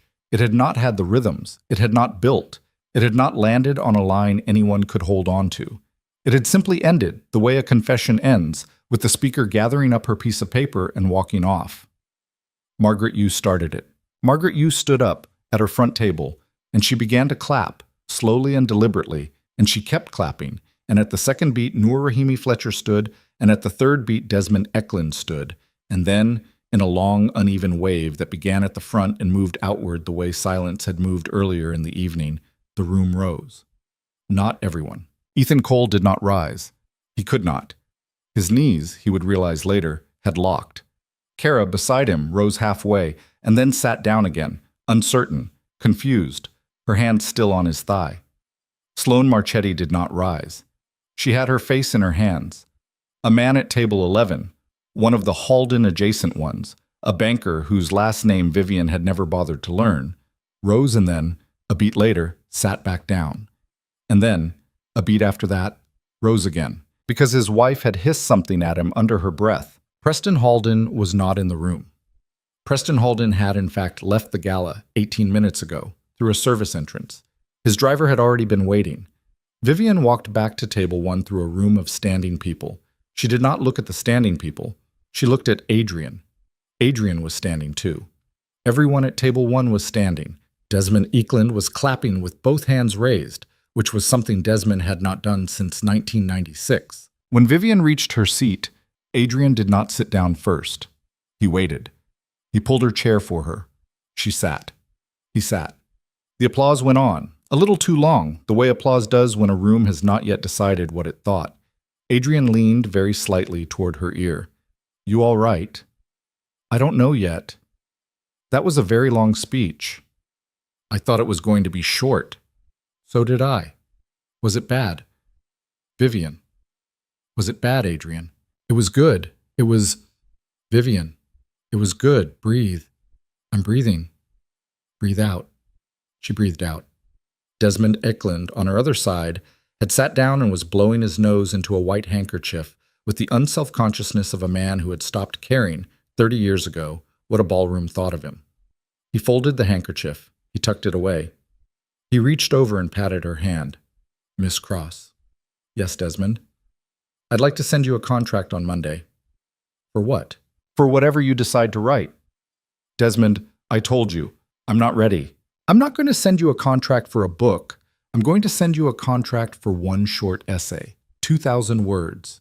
Any topic, any deadline. The deadline can be never. The contract will sit in your drawer until you are ready. And when you are ready, if you are ever ready, you will have already a contract and a home and an editor, and you will not have to go looking. I am taking that errand off your to-do list. That is my gift." She looked at him. "Desmond." "Miss Cross." "Thank you." "Not at all." There. At table 6, Ethan Cole was sitting very still. The applause had died. The room had, with the slow, clumsy grace of 400 people pretending to move on, moved on. Waiters had begun to arrive with the third course. A string of side conversations had started back up, a little louder than before, because people were covering their own reactions, covering their friends' reactions, covering the fact that at table 12, 2 women who had been there as each other's dates were now, quietly, holding hands under the table for reasons neither of them would ever explain. Ethan's phone in his pocket was buzzing again. He did not take it out. Kara was watching him. She had moved her hand off his thigh at some point during the speech. He had not noticed exactly when. "Ethan." "Yeah." "Did you know about the pregnancy?" The question came from a place in her that he had not previously identified. "Kara." "Did you know?" "Kara, this isn't the—" "Did you know she was pregnant, Ethan?" He closed his eyes. "Yes." "Okay." "Kara." "Okay." "Kara, listen. I need to go use the bathroom, Ethan." "Kara, I'll be back." She was already standing. Her napkin slid off her lap and onto the floor. She did not pick it up. She walked in the pale blue Valentino that had cost her husband $11,000 out of the ballroom, and she did not look back, and she did not return for the third course. Ethan sat alone at his table, and the seat beside him was empty, and the seat across from him, Pembroke's seat, was being refilled with genial chatter about somebody's house in the Hamptons, and somewhere behind him Ingrid Halverson was eating her soup, and across the room his ex-wife was laughing, softly, at something an old publisher had said, and Adrian Volkov was watching Ethan with the patient, unhurried attention of a man who had all night. His phone buzzed again. This time, he took it out. It was Marty. The message was 4 words. "We need to talk." Underneath, a second message, 15 seconds later. "Not Monday. Now." Ethan did not stand up. Not yet. He had enough presence of mind still to remember Marty's instructions from the lounge. He was supposed to stay. He was supposed to eat. He was supposed to not leave. He typed back under the tablecloth with one thumb. 45 minutes, lounge, same one. Marty's reply came in 4 seconds. "I'm in a cab. I'll be there in 12. Ethan put the phone away. He looked one more time across the room at the woman in the black gown with the diamonds at her throat, who had told 400 people, in a voice she had never, in 17 years of marriage, used with him, that she was not broken, and that she had not been rescued, and that she had saved herself 95% of the way. The thought came to him fully formed and unflattering, in the way the truest thoughts sometimes do, uninvited.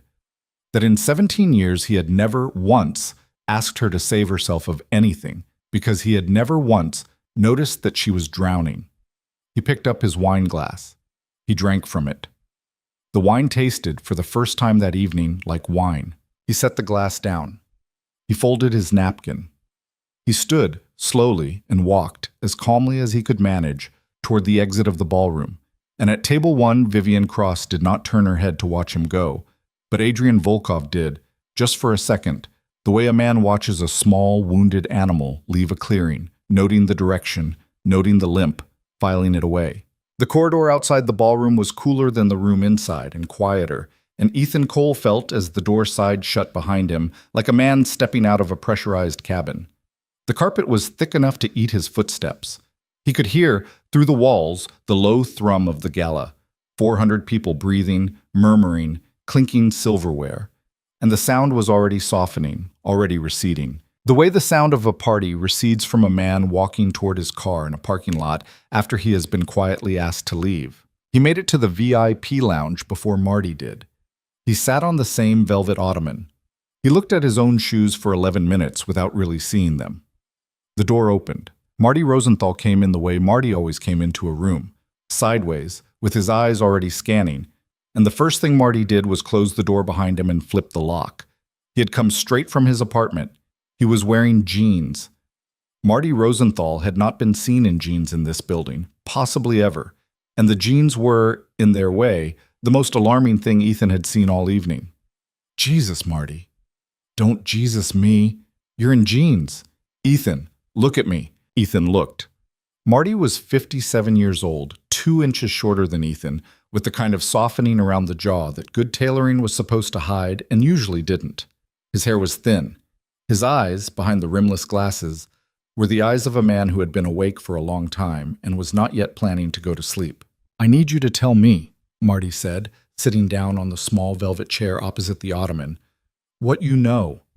Not what you've heard, not what you think, what you know." "About what?" "Ethan, what did she say in there?" "You weren't—" "I got the text from Brant's assistant. She live-texted me the whole thing. I have the last 10 minutes on my phone. I want to hear it from you." Ethan told him. Telling it made it worse. Telling it made it real. The speech, which had happened to him only 40 minutes ago, had already begun in his head to recede into a kind of feverish gauze. She said, "I was told I was tired," she said. "I was told I was paranoid." She said, "I was not the problem." And saying the words out loud to Marty, in the cool, empty lounge, pinned them back down into the world. Marty listened without moving. Marty listened the way he had once, Ethan remembered. Listened to a story Ethan had told him about a deal in Hong Kong, which had turned out to be a story that needed listening to very, very carefully. When Ethan was done, Marty sat for a long moment, and then he took off his glasses, and he pinched the bridge of his nose, and he said quietly, "Ethan, you are fucked." "Marty, I'm not done." "Marty, you are fucked. You are very fucked. You are fucked in, I would say, 4 different directions, and I want to walk you through the 4 directions before you say anything else, because I don't think you understand yet the fullness of the fucking." Ethan didn't say anything. Direction 1. Halverson's article. The Halverson article is going to run on Wednesday. You cannot stop the Halverson article. I have been trying, in my gentle way, for 2 weeks, and I want to tell you, Ethan, that the Halverson piece is already at legal. It is already past legal. The piece is done. What Halverson told you tonight, the Monday call, the weekend to prepare, that is not a courtesy to you. That is her lawyer checking a box. She needs to go on the record with you having been asked for comment. That is the last box. After that box, the piece prints. What's the piece? The piece is Halden, Ethan.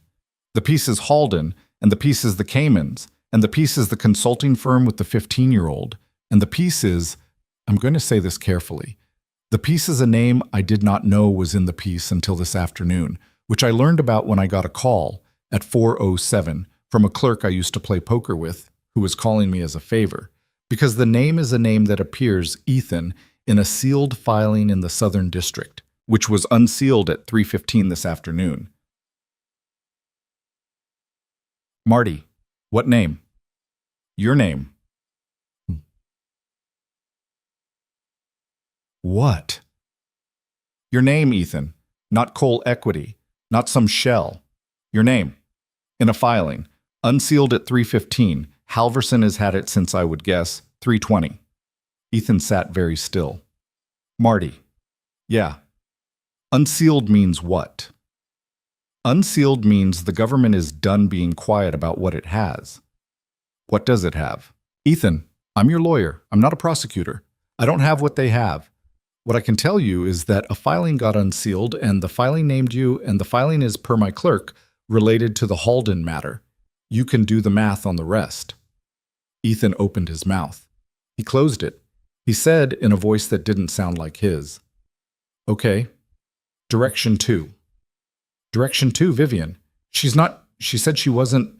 She said a lot of things in that speech, Ethan, and I'm going to give her credit. She said them with a lot of care. But let me tell you what she really said. Okay, let me translate, because I don't think you were listening with the right ears. She said tonight, in front of 400 people, including 2 reporters, and the wife of the Attorney General, and the board chair of the bank that holds your paper on the Tribeca buildings, she said, for the record, and it will be on the record, because Brandt's assistant has the audio, that for the last 3 years of your marriage, you told her she was paranoid, that you had people working for you tell her the same thing, that you told her mother she was unable to make financial decisions, and that you are currently being investigated. She did not say you are being investigated. She said there are lawyers and forensic accountants and reporters in the room working on it. That's her saying it without saying it. That is her opening the door, Ethan, and walking through it backwards so she can't be blamed for the draft. Marty, she has what her accountant gave her, which is a lot. And she has what Volkov's people gave her, which I would assume is more. And she has, Ethan, I'm going to tell you something you don't want to hear. She has you on tape. Ethan's head came up. What? On tape. What tape? I don't know what tape. I know there is a tape. My clerk didn't know what was on it. He knew that the filing referenced audio recordings. Plural. He knew they were, quote, recorded by the affiant in the course of her marriage, which means she wouldn't. She did. Marty, she wouldn't have. Ethan. Vivian's not the kind of woman who, Ethan, she fucking did. And I would like you to sit with that for about 15 seconds before you tell me again what kind of woman you think your ex-wife is. Okay? Because I think we have established tonight that you may not be the foremost expert on what kind of woman your ex-wife is. Ethan put his face in his hands. Direction 3. I can't, Marty. I can't do 4 of these. Direction 3, Ethan. Focus. Direction 3 is Volkov. Ethan did not lift his face. Volkov, Marty said, is not right now the problem you think he is. Volkov right now is doing what Volkov does, which is to stand next to your ex-wife and look expensive. Volkov is a reputational problem. He is not, For tonight, an operational problem. For tonight. Do you understand what I'm saying to you? Because the reason Volkov is not, for tonight, an operational problem, is that Volkov has already operated. I am almost certain of it. The mayor doesn't cancel on you an hour before the gala because he has a cold. The mayor cancels on you because someone, at some point today, picked up a phone, and the person holding that phone was not Volkov himself, but the call came, in a sense I will not try to articulate in writing or in an ottoman-to-chair conversation, from Volkov. I want you to understand that. I want you to understand that Volkov's hands are clean in this, all the way clean, and are going to stay all the way clean. And that is precisely why he is dangerous, because when Halverson's piece runs, and when the SDNY filing hits the news, and when your board calls an emergency meeting on Thursday, Volkov will not be mentioned in any of it. Not once. Not by anyone. He will be in the negative space of the story, and the negative space will do more to you than the story itself. Dim buzz. Marty, direction 4. Marty, please. Direction 4 is Kara. Kara's fine. Kara is not fine. Kara is... Ethan, where is Kara? Ethan looked up. She's in the bathroom. For how long? Ethan opened his phone. He looked at the time. He had to count on his fingers like a child. 41 minutes. Yeah. 41 minutes. Yeah. Marty, she's not... Ethan, open Find My Phone. Ethan opened Find My Phone. He kept his thumb steady.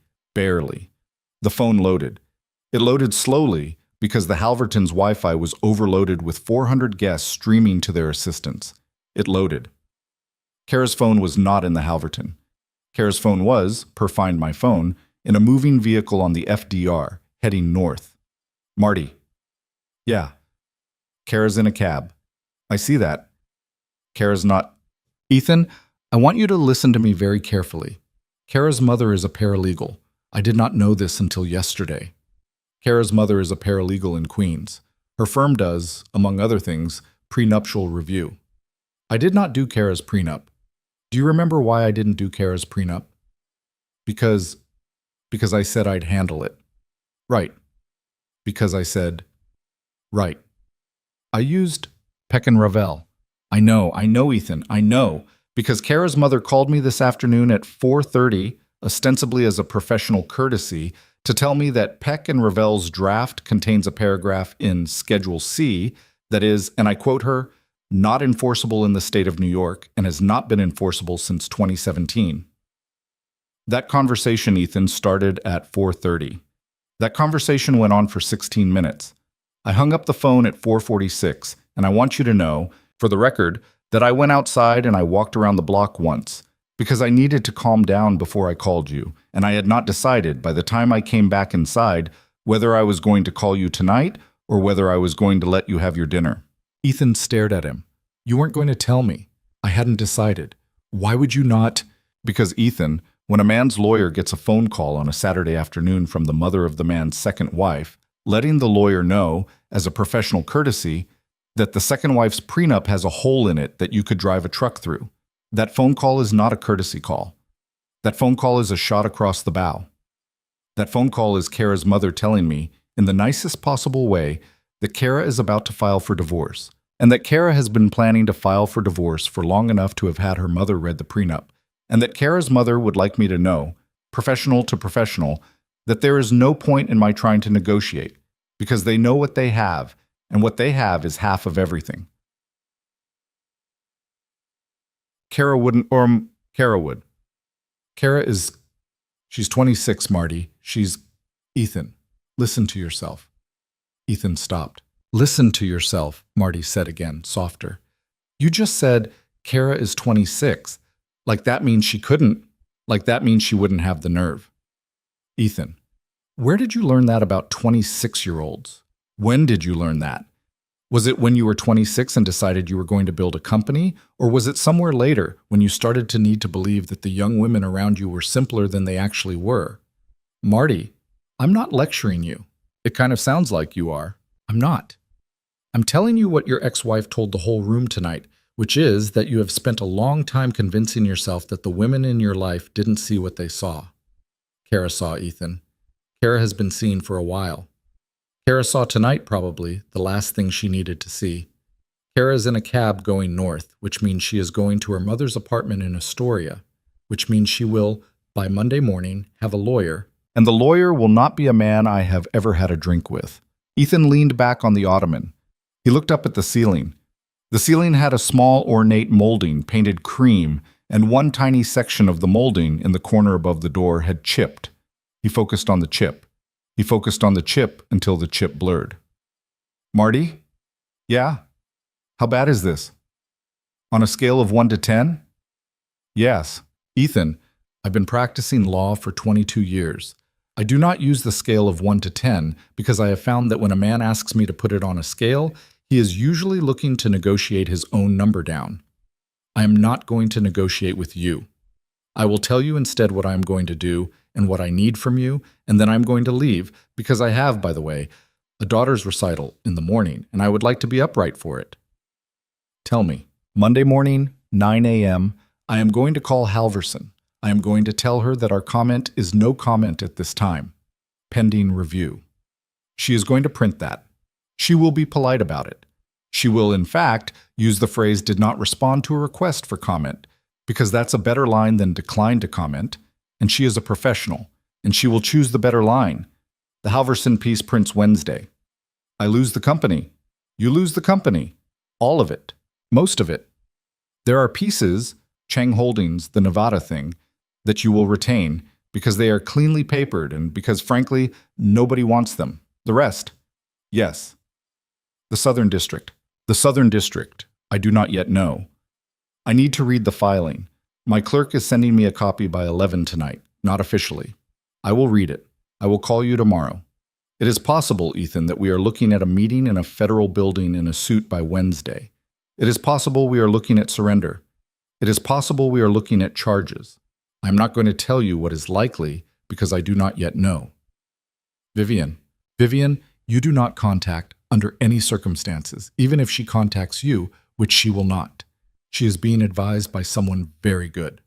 She is not going to call you, Ethan. I want that clear. She has a lawyer I know a little, and she has a forensic accountant I know very well, and she has, I will tell you this because it is relevant, she has Volkov's corporate counsel quietly reviewing her papers, which means that if she wants you in prison, Ethan, she has the resources to get you there. She doesn't want me in prison. How do you know? Because he stopped. He thought about the speech. He thought about her voice when she had said, I am not a bitter woman. He thought about her sitting across from her mother 6 months ago with her hands shaking too hard to sign a form. Because she said so. She said, Marty corrected, that she was not going to name names tonight because she had been asked politely to let other people do their jobs. She did not say she did not want you in prison, Ethan. She said other people were going to decide that, not her. There's a difference. I want you to hold that difference in your head when you're making decisions in the next 48 hours.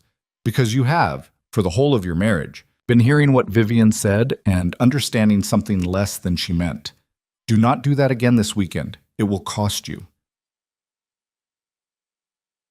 Ethan closed his eyes. Okay.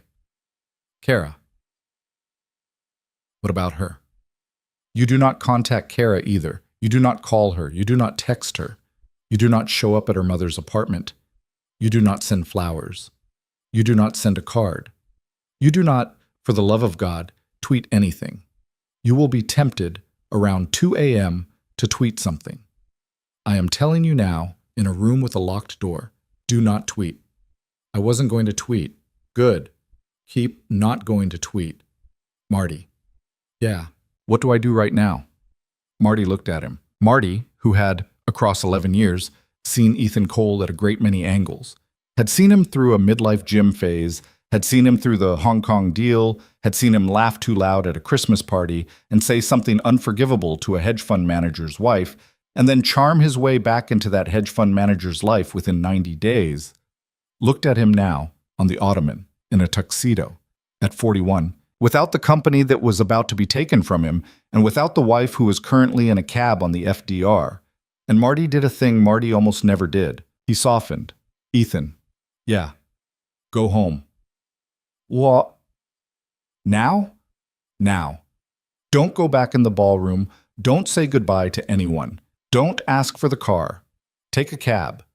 Use a regular cab. Not your driver. I want your driver at the front door looking like he's waiting for you until 1 a.m., because that will buy you some time in the morning papers. Go to your apartment. Pour yourself a glass of water. Not a drink. Water. Go to bed. Do not get on your phone. Sleep as much as you can. Tomorrow, we work. Okay. Ethan. Yeah. Look at me. Ethan looked. You did this. Marty, you did this? I'm saying it once. I'm not going to say it again, because I am not going to be the lawyer who lectures his client, but I am going to say it once, tonight, in a locked room, as a man who has known you for 11 years. You did this. Vivian did not do this to you. Volkov did not do this to you. Halverson did not do this to you. Halden? Halden is about to do some of this to you, but Halden only had the ability to do this to you because you, 18 months ago, chose to do it the sideways way. And I told you, Ethan, I told you at the Four Seasons in Miami in February, with the view of the water, I told you, do not do it sideways. And you looked at me and you said, and this is a quote, I remember, no. Let me finish. You said, and this is a quote, Marty, you worry too much, I've got this. Those were your words. You said I've got this about a transaction that is going to, by Wednesday, put your name in the Federal Register. I am saying this to you tonight, Ethan, because if I do not say it to you tonight, I will not have another clean chance to say it. After tonight, I am your lawyer, and after tonight, I am going to defend you. And I am going to defend you well, because that is my job. And I am good at my job. But tonight, before I start defending you, I want the record to show between us in this room that I told you. I told you. Okay? Okay? Okay. Marty stood.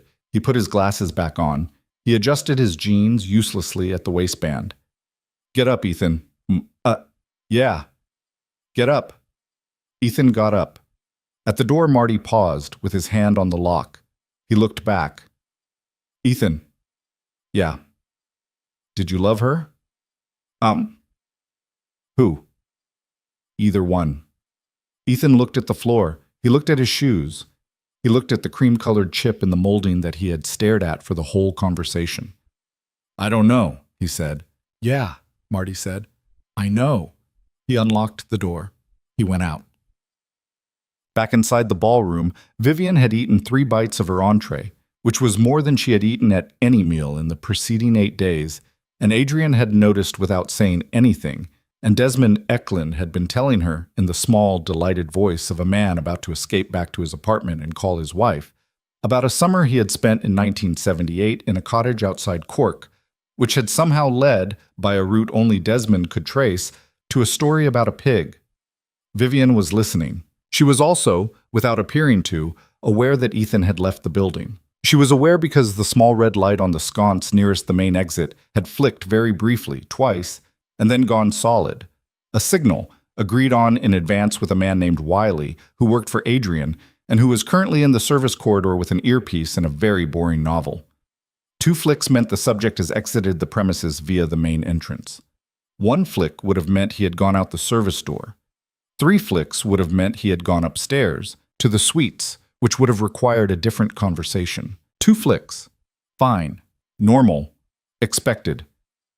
She did not turn her head toward the sconce. She laughed, lightly, at Desmond's pig, which had climaxed in the pig being found, alive and complaining, inside a parked Morris Minor. Adrian's hand, under the table, found her knee and stayed there for 1 beat and lifted. You need air, he said quietly, only to her. Yes. Terrace? Terrace. She set her napkin down. She excused herself to Desmond, who rose in the reflexive 40-years-ago way of an old man around a lady, and she and Adrian walked in no particular hurry through the ballroom and out onto the long limestone terrace that ran the length of the 2nd floor of the Halverton, overlooking the avenue. It had stopped raining. The air was cold in the way that city air is cold in early November, cold around the edges, warm in pockets where the building's heat leaked out, smelling of wet asphalt and bus exhaust, and faintly of something sweet that a nearby restaurant was burning for the last round of desserts. The terrace was empty except for one man 50 feet away who was smoking and who saw them and who very politely put out his cigarette and went back inside. Vivian walked to the railing. She put both hands on the cold stone. She leaned her weight on it. She closed her eyes. Adrian stood beside her. He did not touch her. He had learned over the last 6 months when not to touch her. "Well," she said after a while. "Well, I said too much." "No, you didn't." "I said, Adrian, I said I loved you. I noticed. In front of 400 people. I noticed that too. I was going to, the plan was not that. The plan was absolutely not that. I know. You are being a very grown-up about it. I'm trying." She opened her eyes. She looked over at him. His face, in the light coming up from the avenue, looked older than it usually did. Or not older. More tired. He had, she realized, been on for 3 straight hours. For him, that was like running a marathon. Adrian Volkov did not spend 3 hours being watched by 400 strangers. He spent 3 hours most days in rooms with 3 or 4 people, and he spent those 3 hours being, by a wide margin, the most silent person there. "Adrian?" "Yeah." "Did you—" She stopped. She tried again. "Was it true?" "Was what true?" "What I said. About you. About you being only a friend for 4 months. About us starting in October. About me not being rescued." He was quiet. "Adrian." "It was true," he said. "You know it was true. I was there for all of it." "Then why are you—" "I'm not." "You're quiet." "I'm thinking." "About what?" "About the fact," he said slowly, "that you told 400 people, including at least one reporter and the wife of an attorney general, that you are in love with me." "Yes." "Yeah." "I shouldn't have." "I didn't say that." "I shouldn't have, Adrian. You have reasons. You have reasons you don't want your name in those kinds of sentences in those kinds of rooms. I know that. I have known that since October. I have known that since September, actually. I had no right to— Vivian, to put your name in a room like that without asking you. I had no right. Vivian." She stopped. He turned to face her. He took her hands, both of them, off the railing, and he held them in his own, lightly, not tight. His hands were warm. They were always warm. She had once, lying next to him in a hotel room in Milan, put her cold feet against his calves, and he had not flinched, had only kept reading his book. And she had thought, that night, that this was a person whose body temperature had never, in his entire life, been regulated by his fear. "Listen to me," he said. "Okay. I do not care." "Adrian, I do not care, Vivian. About the rooms. About the reporters. About my name in sentences. I have spent a long time, a very long time, longer than you have been alive, arguably, keeping my name out of sentences in rooms like that. And I have been very good at it, and I'm going to continue to be good at it, and none of that tonight, in any way, is going to be hurt by what you said on that stage. Do you understand me? Do you understand me? I understand you. Good. Now the other thing. What other thing? The other thing, Vivian, is that you just told 400 people you love me. Yes. And I have not tonight told you the same." She opened her mouth. She closed it. "I'm going to tell you now. Adrian. Vivian. You don't have to, I'm aware I don't have to. Please be quiet. I'm not good at this part." "Okay." He was quiet for a moment. He was, she saw, actually struggling. She had never, in 6 months, watched Adrian Volkov struggle for a sentence. He struggled the way a professional athlete struggles with a minor, unfamiliar muscle, with a mild, embarrassed impatience, looking for the right grip. "When you called me," he said finally, "in April, you remember the day?" "I remember. You sounded, on the phone, like a person who had spent a long time rehearsing what to say, because you were afraid that if you didn't rehearse it, you would cry." "Yes." "You didn't cry." "No. You said, Mr. Volkov, my name is Vivian Cole. My father was Charles Cross. I was told once by your associate, Mr. Bolotin, that I could call if I ever needed to, and I am calling. I remember. You said it in one breath. I practiced. I know you did. It took me 40 minutes to pick up the phone. I know. How do you know? Because Bulletin had left the number at your mother's apartment 6 months earlier, Vivian, and I had asked him once a month, very quietly, whether it had been used, and the answer had been no, for 6 months. And the day you called, Bulletin called me at home. And he said, and I quote him, she finally called Adrian. And I said, how did she sound? And he said, scared, but not, not the scared we worry about. And I said, good, send her to me. Vivian was very still. Yes. You had been, yes? For 6 months. Yes? Adrian. I'm not, he stopped. He almost laughed at himself. I'm not telling you this to make a point. I'm telling you this because I want you tonight to understand something. I did not fall in love with you in October. I fell in love with you on the phone in April. I did not tell you that in April or in May or in June because I am not a stupid man and I know what a person sounds like when they are being rescued, and I did not want to be for you, the man who... He made a vague gesture with his free hand, the closest Adrian Volkov ever came to a fumble. The kind of man you described on stage tonight, the rescuer. I did not want to be that. I waited. I waited until you, in a kitchen in August, told me that you had started cooking eggs again.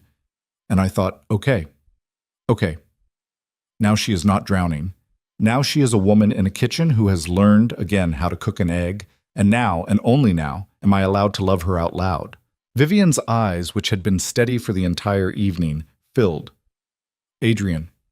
Yeah, I love you. I know. I'm going to cry, okay? I'm going to cry on the terrace of the Halverton Hotel in a $10,000 dress. Okay? Don't let anyone see. I won't. He turned her gently so that her face was into the stone wall of the building and her back was to the terrace, and he stepped close behind her, and he put one hand flat between her shoulder blades, and she cried quietly for perhaps 30 seconds, without sound, the way a woman cries when she has done the crying alone in bathrooms for half a year and has finally arrived, at 40, on a terrace in November, on the other side of the worst of it. When she was done, she wiped carefully under her eyes with the pad of her ring finger, and she turned back around. Her makeup, by a miracle, had held. All right, she said. All right. Let's go back in. One more minute. One more minute. They stood at the railing, not touching, and watched the avenue. Down below, a yellow cab turned the corner at 57th, a little too fast, and its tires hissed on the wet asphalt. A man in a wool coat was walking a small, dignified dog. The dog stopped at a fire hydrant. The dog considered the fire hydrant. The dog did not, in the end, use the fire hydrant, and the dog and the man in the wool coat moved on. Vivian? Yeah. I want you to know something. Okay? Tomorrow, Adrian said, is going to be a long day. I know. And Monday is going to be a longer one. I know. The piece on Wednesday, the filing, the Kara thing, which you don't know about yet, but which Bolotin just texted me about in the corridor. There's a Kara thing? There's a Kara thing. Is it good? It's... Vivian, it is not bad. Is she leaving him? It looks that way. Tonight? Tonight. Vivian was quiet. Then very softly she said, good for her. Yeah, I mean that. I know you do. I'm not going to call her. No. But if she ever... I know. Okay. Yeah. They stood in the cold, the city moving below them, the gala humming behind them, and at some point, neither of them could have said when, Adrian's little finger had hooked very lightly around Vivian's little finger on the railing, which was, for him, the approximate equivalent of a public declaration, and she let it stay there, and the wet, cold stone was under her palm, and behind her, inside the warm ballroom, the string quartet was playing something that had no name she could retrieve, but that sounded now like a song she had always known. The cold on the terrace did what cold does. It reminded them, eventually, that they had bodies. Vivian stepped back from the railing. Adrian unhooked his little finger from hers. They went inside without speaking, the way two people go inside when they have already said the thing they needed to say, and the string quartet had moved on to something livelier, and Desmond Eklund was telling a new story at table 1. This one about an editor he had fired in 1984 for stealing office supplies. And it was Vivian saw as she sat down, a story Desmond was telling mostly for the benefit of an empty chair, her chair, that he had been afraid for 30 seconds would not come back. She sat. She smiled at him. He smiled back, and something in him visibly unclenched, and he went on with the office supplies story, and she put her hand on his forearm, briefly, and he did not react to it, but she felt, under his sleeve, his pulse slow back down. The rest of the gala, in the end, was the rest of the gala. There was a third course. There was coffee. There was a small, uncomfortable speech by a trustee whose name Vivian had forgotten before he finished saying it.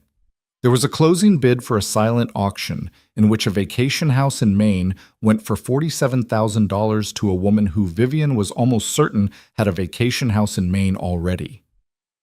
Margaret Yu came by table 1 twice, once officially to thank Adrian for Brace Holdings' gift, and once unofficially to squeeze Vivian's hand under the table in the specific way Margaret squeezed hands, and to say, in a voice lower than the string quartet, "Call me Tuesday, dear, not Monday.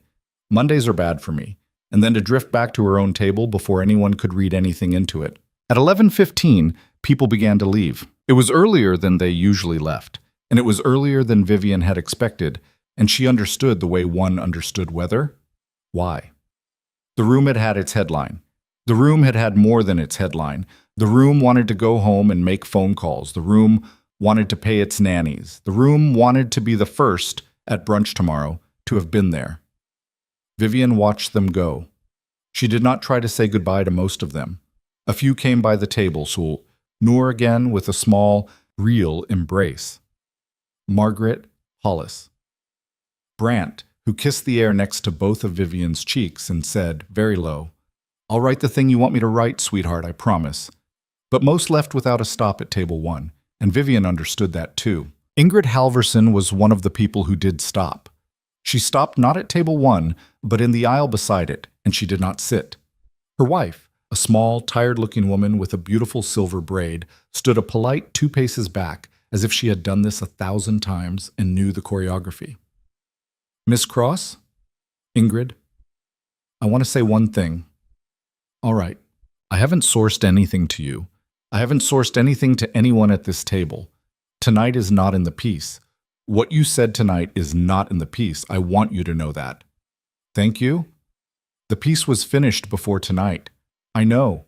I wanted you to know I know you know." Yes, Ingrid nodded. She was a short woman, Vivian realized, now that she was standing next to her, shorter than Vivian by 3 inches at least. And Vivian had the strange, small revelation that this was a woman whom men had, for decades, underestimated because of her size, and that this had probably been, over a long career, the single greatest professional gift of her life. "Good evening, Mr. Volkov," Ingrid said. "Ms. Halverson. I hope you enjoy the piece. I'll read it twice." "Good man!" Ingrid inclined her head once to Vivian, and she and her wife drifted out of the ballroom. And that was the last time Vivian would come to understand that she ever saw Ingrid Halverson in person, though they would speak, off the record, 3 more times on the phone over the next 18 months. And once, much later, Ingrid would send her a Christmas card with a photograph of a very ugly dog on it, and Vivian would keep it on her refrigerator for a year. At 11:40, Adrian said, "Ready?" "Yes." She said goodbye to Desmond. Desmond stood up for her again and kissed her on the forehead the way her father had sometimes kissed her on the forehead when he was worried about her. And she did not cry because she had done her crying on the terrace, and she had a plan in place now for the rest of the crying, which was that she was going to do it tomorrow, in bed at 10 a.m. with Adrian's dog, and not a minute before. Adrian did not help her with her coat. He had learned, a long time ago, that she preferred to put on her own coat. He stood behind her, the way a man stands behind a woman when he wants the photographers outside to understand, without a word being said, what the arrangement was. And they walked out of the Halverton Hotel into the cold November wet, and the Maybach was at the curb already, and Wiley was holding the door, and Vivian got in first, and Adrian got in second, and the door closed, and the city, at last, was on the other side of glass. The Wednesday the Manhattan Business Review piece dropped, Vivian was not in New York. Adrian had suggested on Sunday that they go upstate for 3 days, and she had said yes before he had finished the sentence because she had not realized, until he said it, how badly she wanted to be away from her own phone. They went to a house Adrian kept in a county 2 hours north of the city where the trees had already lost most of their leaves and the sky, in the mornings, came in low and gray and smelled faintly of wood smoke from someone else's chimney down the road. The house was not what she had expected. Adrian Volkov's house, in her imagination, had had black furniture. Adrian Volkov's house, in fact, had a lot of beige. There was a rag rug in the kitchen that looked like something someone's aunt had made in 1978, and a wooden rocking chair by the wood stove that had, when Vivian asked, actually belonged to Adrian's grandmother, who had died in Queens in 1994. There was a dog. The dog was a large, serious-faced mutt named Peter, spelled with 2 E's. Adrian told her because a child had named him, and the child had been a serious speller, and Peter spent most of the 3 days following Vivian from room to room at a polite distance, as if he had been given explicit instructions to do so, which, Vivian suspected, he had. On Wednesday morning, the piece dropped at 6 a.m. Eastern. Vivian did not read it at 6 a.m. She was, at 6 a.m., asleep. She woke at 7:45 to the smell of coffee. She came down the stairs in one of Adrian's flannel shirts, which was both too big for her and, in a way she could not articulate, exactly the right size, and she sat at the kitchen table, and Adrian poured her a cup of coffee, and he set the iPad down in front of her and he said, "It's up. Do you want to read it now or later?" "Now." "Okay." "Adrian." "Yeah." "Are you going to read it with me?" "Only if you want." "I want." He sat down beside her. Peter came and lay down on her foot. She read the piece. It ran to about 9,000 words. It was structured, cleanly, and without sentimentality, around a single transaction in 2022 in which Halden Logistics had, through a chain of 4 shell companies, one of which Coal Equity had created specifically for the purpose, received a state contract it should not have received, paid a series of consulting fees to an entity in the Caymans that did not exist in any meaningful way, and in return delivered to Coal Equity a stream of income booked as advisory revenue that had flowed quietly into Ethan Cole's personal accounts at a firm in Zurich. The piece named names. It named Preston Halden, who had, the piece noted in a single cold sentence, entered into a proffer agreement with the Southern District of New York on the afternoon of the Halverton Gala.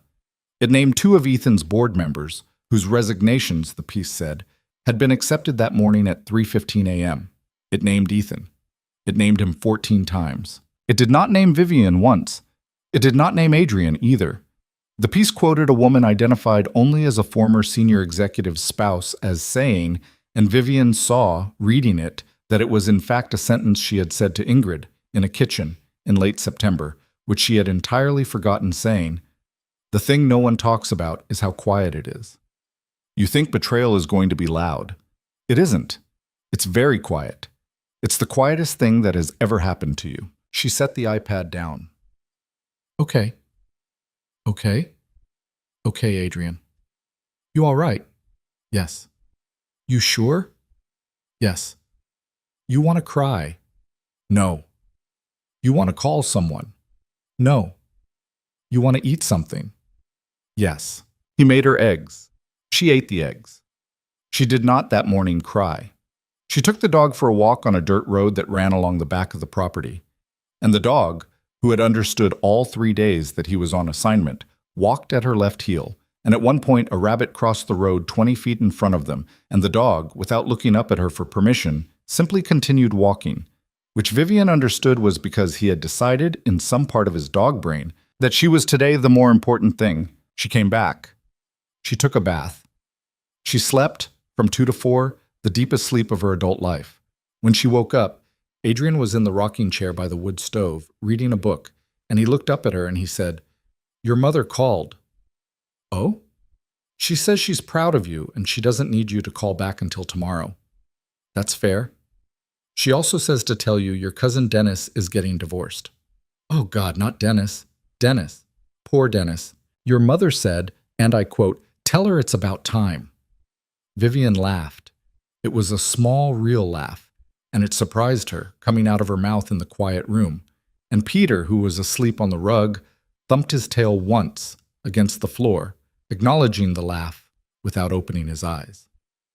The unwinding of Ethan Cole's life did not happen the way he had, in the quiet moments of the previous week, begun to fear it would. It did not happen in a single crashing afternoon. It did not happen with handcuffs. It happened the way all of these things, in fact, happen. In a long, slow administrative sequence, over months, in rooms without windows, with a great deal of paperwork. On the Thursday after the Halverton Gala, the board of Cole Equity convened at 7 a.m. By 9:15, Ethan had been removed as CEO. By 9:40, he had been removed from the board. By 10, a statement had gone out to the press. By noon, his access card no longer opened the doors on the 34th floor, though he had not attempted to use it because Marty had told him, specifically, not to. By the following Monday, the Chang Holdings piece and the Nevada piece, the two things Marty had said would survive, had been quietly sold to a firm in San Francisco for substantially less than they were worth, because the buyer, sensibly, had understood that they were buying from a distressed seller and had priced accordingly. Ethan got about $11 million out of the sale, net. His lawyers got $2 million. The rest would go, over the following 18 months, to the settlement with the Southern District, which Marty negotiated over the course of 7 meetings in a conference room in Lower Manhattan, and which resulted, in the end, in a deferred prosecution agreement, a fine that was larger than any number Ethan had previously ever seen applied to his own life, and a period of supervised release that required him to report once a month to an officer in an office building in Brooklyn, which he reached by taking the train because his driver had been let go in January. Kara's divorce was, in the end, not the apocalypse Marty had forecast. Kara got the apartment in Tribeca, which she did not want, and sold within 90 days. She got a settlement figure that her mother's firm had calculated down to the dollar, and that her mother, over a long phone call with Marty on a Sunday evening in December, had secured without a single raised voice. Kara, in the settlement, did not ask for alimony. She did not need it. She had, it turned out, been saving more than Ethan had ever noticed, and she had, it turned out, a book deal. She signed with an imprint Desmond Eklund did not run, which was, Desmond said, her choice, and a good one, for a memoir that would appear 18 months later under the title The Wife After. Vivian did not read the book. Vivian made a small point, she thought, of not reading the book. But Adrian's mother, who lived in Florida, read it and called Adrian to tell him, with the blunt amusement of an 81-year-old Ukrainian woman who had seen too many marriages to be sentimental about any of them, Adriushka, the Kara girl is not stupid. I was wrong about the Kara girl. Tell your Vivian I said so. Vivian laughed when Adrian reported this and said, tell your mother I said thank you. I told her. What did she say? She said, of course you did. Vivian is polite, but also tell her I still want to meet her before Easter, or I will be offended. Ah. Yeah. Adrian? Yes. I think I'd like to meet your mother before Easter. Okay. She's going to love you. You don't know that. Vivian, I am going to tell you something about my mother. My mother has 2 opinions about every person she has ever met in her life. Opinion 1 is strong person. Opinion 2 is not strong person. There is no third opinion. There has never been a third opinion. She has had the same 2 opinions since 1962. She has already decided, based on secondhand reports, that you are opinion 1. She has not been wrong about this in my lifetime. You are going to be fine. Wear a scarf. She is going to tell you you are too thin. You are not too thin. She is going to feed you anyway. Vivian met his mother in February. She wore a scarf. The scarf was not enough. His mother fed her. His mother also, over the course of 2 dinners and 1 lunch, told her 3 things that Vivian would, for the rest of her life, remember. Number 1, that no woman who had ever been told she was crazy by a man in a nice suit had actually been crazy, and that the nice suit was, in most cases, the clue. Number 2, that Vivian's hands, which were unsteady when she lifted her teacup at the first dinner, were going to be steady again within the year, and that this was not because of anything she, Vivian, would do, but because of time. And that time, the mother said, was the only real doctor and should be paid accordingly. Number 3, that Adrian had been, as a child, terribly afraid of thunderstorms, and had once hidden under a kitchen sink in Queens for 4 hours during one, and that Vivian should file this information away for later use. Vivian filed it away. She did not, for the record, ever need to use it.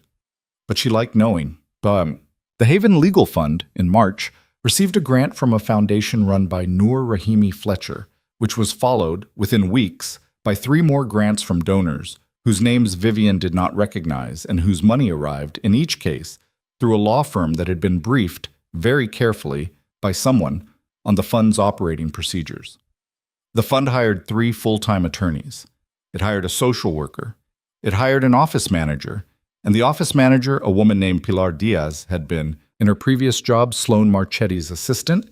Sloan had let her go in January in what Pilar called, in her interview with Vivian, a pretty standard mid-level restructuring, and Vivian hired her on the spot. Sloan, for her part, had not called Vivian after the gala, not for 3 months.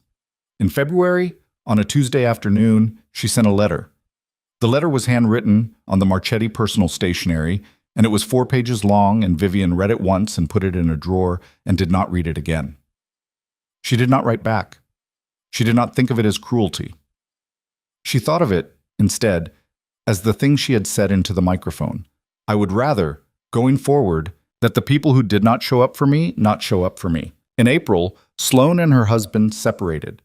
In May, Sloan called Pilar, having somehow gotten the number, and asked if there was any chance at all, of meeting with Vivian, even briefly, because she, Sloan, was in the process of a very difficult thing and needed, she thought, an attorney. Pilar, who had been briefed by Vivian on precisely this eventuality, said, Sloan, we don't handle divorces at Haven. We can refer you. I can give you 3 names, all of them women, all of them excellent. I'm going to email them to you now. Oh. Sloan. Yes. Vivian says hello. Vivian hopes you are safe. I am safe. Good. Go safely. She hung up. Pilar reported the call to Vivian at the end of the day, over the phone, while Vivian was in the kitchen upstate, which had by then become her kitchen too, chopping parsley. Vivian listened. She put the knife down. She said, Thank you, Pilar. That was exactly right. You sure? Yes. Not too cold? No. Okay. Pilar. Yes. Did she sound... Was she... She sounded okay. Okay? She sounded like a woman who is going to be okay in about 2 years. Yeah, I think she'll be okay. Yeah. Vivian hung up. She picked up the knife. She finished chopping the parsley. Adrian came in from the other room where he had been on a call. A real one. The kind he took twice a week in a study with a door that locked. And he kissed the back of her neck once, in passing, and he said, Who was that? Pilar. Anything I should know? No. Okay. And that was in the end how most of it was handled. Quietly, in kitchens, by women on phones, over the course of months, at the slow, real pace of real life, and without any of the theatrical weather Vivian had once, in her first raw weeks of planning, imagined revenge was supposed to have. She thought about that sometimes. The theatrics she had imagined and not, in the end, delivered. She thought about it most often when she was alone in the car, driving between the city and upstate, which was a drive she now did twice a week. She thought about the woman she had been, on the bathroom floor in the hospital, in a paper gown, and how that woman had fantasized, in her worst moments, about a specific and detailed revenge on Ethan Cole. A revenge that had involved, in its fullest form, Ethan being publicly humiliated on live television, and Ethan losing all his teeth, and Ethan being personally punched in the face by a specific woman, not Vivian, whom Vivian had in her delirium cast as a sort of professional avenger. None of that had happened. What had happened, instead, was that Ethan had lost his company and most of his money, and his second wife, and his board seats, and his corner table at a restaurant in Midtown he had frequented for 11 years, and he had done this over the course of a long winter and spring, by degrees, without Vivian ever raising her voice again after the gala. And Vivian had, in the same period, fallen in love, started a foundation, learned to cook 4 new dishes, put back 15 pounds, and met an 81-year-old Ukrainian woman who had, after a second dinner, handed her a small gold pin in the shape of a bird and said, "This is from me to you. Not from Adrian, you understand. From me, because I like you." She thought about these two lists, sometimes, side by side, and she tried, in her private way, to learn from the comparison. She decided it slowly, over months, and never wrote it down, because she had a horror of becoming the kind of woman who wrote down her epiphanies, was that the theatrics had never been the point. The theatrics had been a thing she had fantasized about, because she had, at the time, had no access to anything realer. The theatrics had been the grief, in the shape of a revenge fantasy, the way grief took different shapes in different people. Some people became drinkers. Some people joined cults. She had, for a month in March, plotted a televised punch. They were all, she came to think, the same thing, the mind trying to build a small movable room inside the disaster so that the disaster could be, for a few hours a day, something the mind could stand in and control. What had gotten her out was not the movable room. What had gotten her out was the paperwork. What had gotten her out was a woman named Iris, her forensic accountant, a 64-year-old former IRS agent who wore orthopedic shoes and said sweetheart with an enormous amount of irony, who had, in May of the previous year, sat across Vivian's mother's kitchen table and said, "Mrs. Cole, I am going to walk you through 7 years of your bank statements, and we are not going to stop until I am sure that you understand what your husband has been doing. And I am telling you now that this is going to take us 3 weeks, and you are going to be very angry with me by the end of it, and I am not going to apologize for that." They had done it in 3 weeks. Iris had been right about the anger.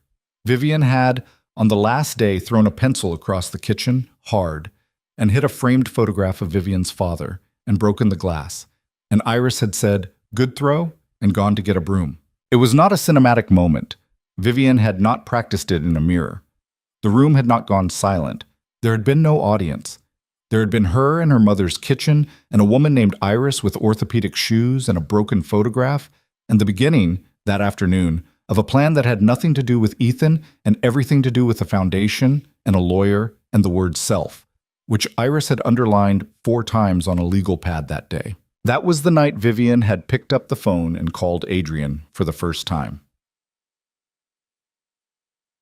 In June, a year and a month after the gala, Vivian stood on the terrace of the Halverton Hotel again. She was not there for a gala. She was there for a wedding. The wedding was Desmond Eklund's granddaughter's, which Desmond had asked her to attend, and which Adrian had insisted they not miss, because Adrian had a strange, quiet affection for Desmond that Vivian did not fully understand and did not need to. The wedding was small, as society weddings went, and Vivian wore a blue dress, not a black one, and she stood on the terrace after the ceremony holding a glass of champagne, and she looked at the stone railing under her hand and remembered, suddenly, the cold under her palm the last time she had stood here, and the feeling of Adrian's little finger hooked around hers, and the taxi hissing on the wet street below. Adrian came out. He stood beside her. He did not touch her. He had learned over 13 months exactly when not to touch her. "You good?" "Yeah."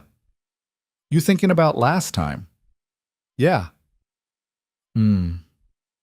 A pause. The evening was warm, not cold. The city below them smelled of hot asphalt and a hot dog cart on the corner, and a taxi turning at 57th, and somewhere, lilacs. "Adrian. I want to tell you something. I've been thinking about it. I want to get it right." "Okay." "I don't want to be grateful to you." He was quiet. "I don't mean I'm not grateful. I am for some things. For Peter. For the upstate house. For your mother. For a lot of things. I mean, I don't want my love for you to be a gratitude love. I don't want to be the woman who loves you because you showed up. I want to be the woman who loves you because I love you, which is a different thing, and which I have been, I think, working on. I know the difference. I thought you might. I don't want the other kind either." "No? No, it's boring," she laughed. "Adrian. Vivian. I'm not the woman I was on the phone in April. No. And I'm not the woman I was at the gala either. No. And I want you to promise me something. Okay, if I ever, for any reason, start to sound like a rescued woman again, start to talk like her, start to live like her, I want you to tell me. Not nicely. I want you to say, Vivian, you're sliding back into it. Pick yourself up. I want that to be the deal. Okay. You'll promise? I'll promise. And the other direction. What other direction? If I ever start being for you what you warned me in October you didn't want me to be, an obligation, a thing you feel responsible for, a small scared person you're carrying across a river. If that ever starts happening, you tell me, not nicely, same deal. He thought about it. Okay. Adrian. Yeah. I love you. I know. I also love you. Yeah? Yeah. Okay. Okay, I'd say. They did not say anything else for a while. Below them, the city went on doing what the city did. A cab pulled up. A man in a suit that did not quite fit got out of the cab and handed money through the window and walked, a little unsteadily, to the corner. He had not been at the wedding. He was not anyone Vivian knew. He was simply a man on a sidewalk going home to an apartment she could not see, and he would have, she thought, his own evening and his own weather, and his own private struggle with whatever he was struggling with, and none of it would touch her. She thought about Ethan for the first time in weeks, not with anger, not with pity, with a kind of small, wondering neutrality, the way a person might think about a house she had once lived in but no longer owned. She thought about the last time she had seen him, which had been from across a courtroom in February, at a deposition she had sat in on at Iris's advice. He had lost weight. His hair had begun, at the temples, to go silver, which had suited him, which had been the most annoying thing about it. He had looked up once, across the room, and their eyes had caught, and he had looked away first. She had thought, at the time, that she would feel something in her chest, triumph, contempt, grief, some large weather. She had felt, instead, a small, precise thing, like a click, like the last piece of a lock turning. That was all. A click.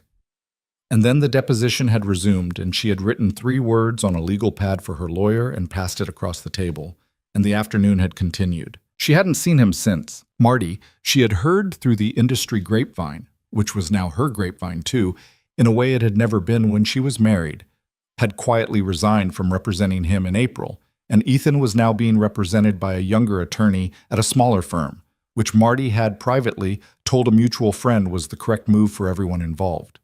Ethan had moved out of the city, at some point in the spring, to a town in Connecticut that Vivian had never been to.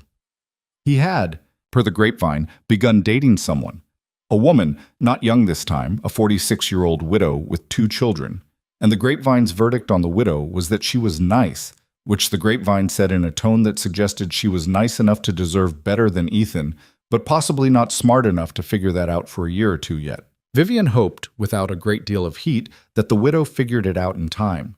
She also hoped, at the edges, that Ethan, in Connecticut, in a smaller house, with a smaller life, might one day come to be a man who did not do to the widow what he had done to her.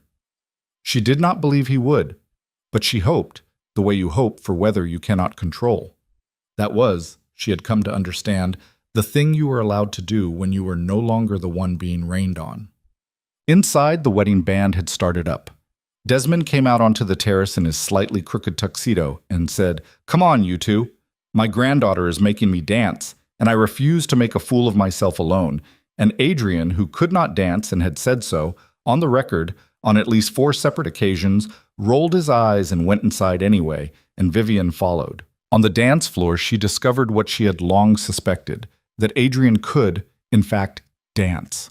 Not well, not even competently. But he had a sense of rhythm, and he knew the shape of a waltz, which his mother, apparently, had forced him to learn at 13, and he moved her around a small circle of parquet without stepping on her feet and without, visibly, hating it. She laughed at him twice.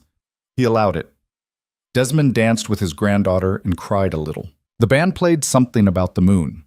A waiter went by with a tray of something Vivian did not bother to identify, and at some point, in the middle of a song Vivian did not know the name of, she stopped moving. She stopped in the middle of the floor, and she looked up at Adrian, and she said, "I need to tell you something." "Now?"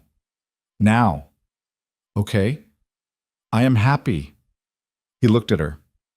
"Right now," she said. "In this room, right now. I am happy. Okay? I wanted you to know. I wanted someone to know, and I didn't want to wait until the car. Vivian, yeah, I'm happy too. Yeah? Yeah. Okay? Okay? They went back to dancing. They were not good at it. They were laughing a little by the end of the song. The band moved into something else. Desmond's granddaughter, across the floor, caught Vivian's eye and smiled. And Vivian, who had been introduced to her only an hour ago and did not know her at all, smiled back. And if there is a thing to take from this, if there is buried in all of this, a small hard thing a person might carry out of it, it is maybe only this. The woman they tried to erase did not come back louder. She did not come back crueler. She did not come back in the end as the thing the story had wanted her to be, which was a weapon. She came back as a person.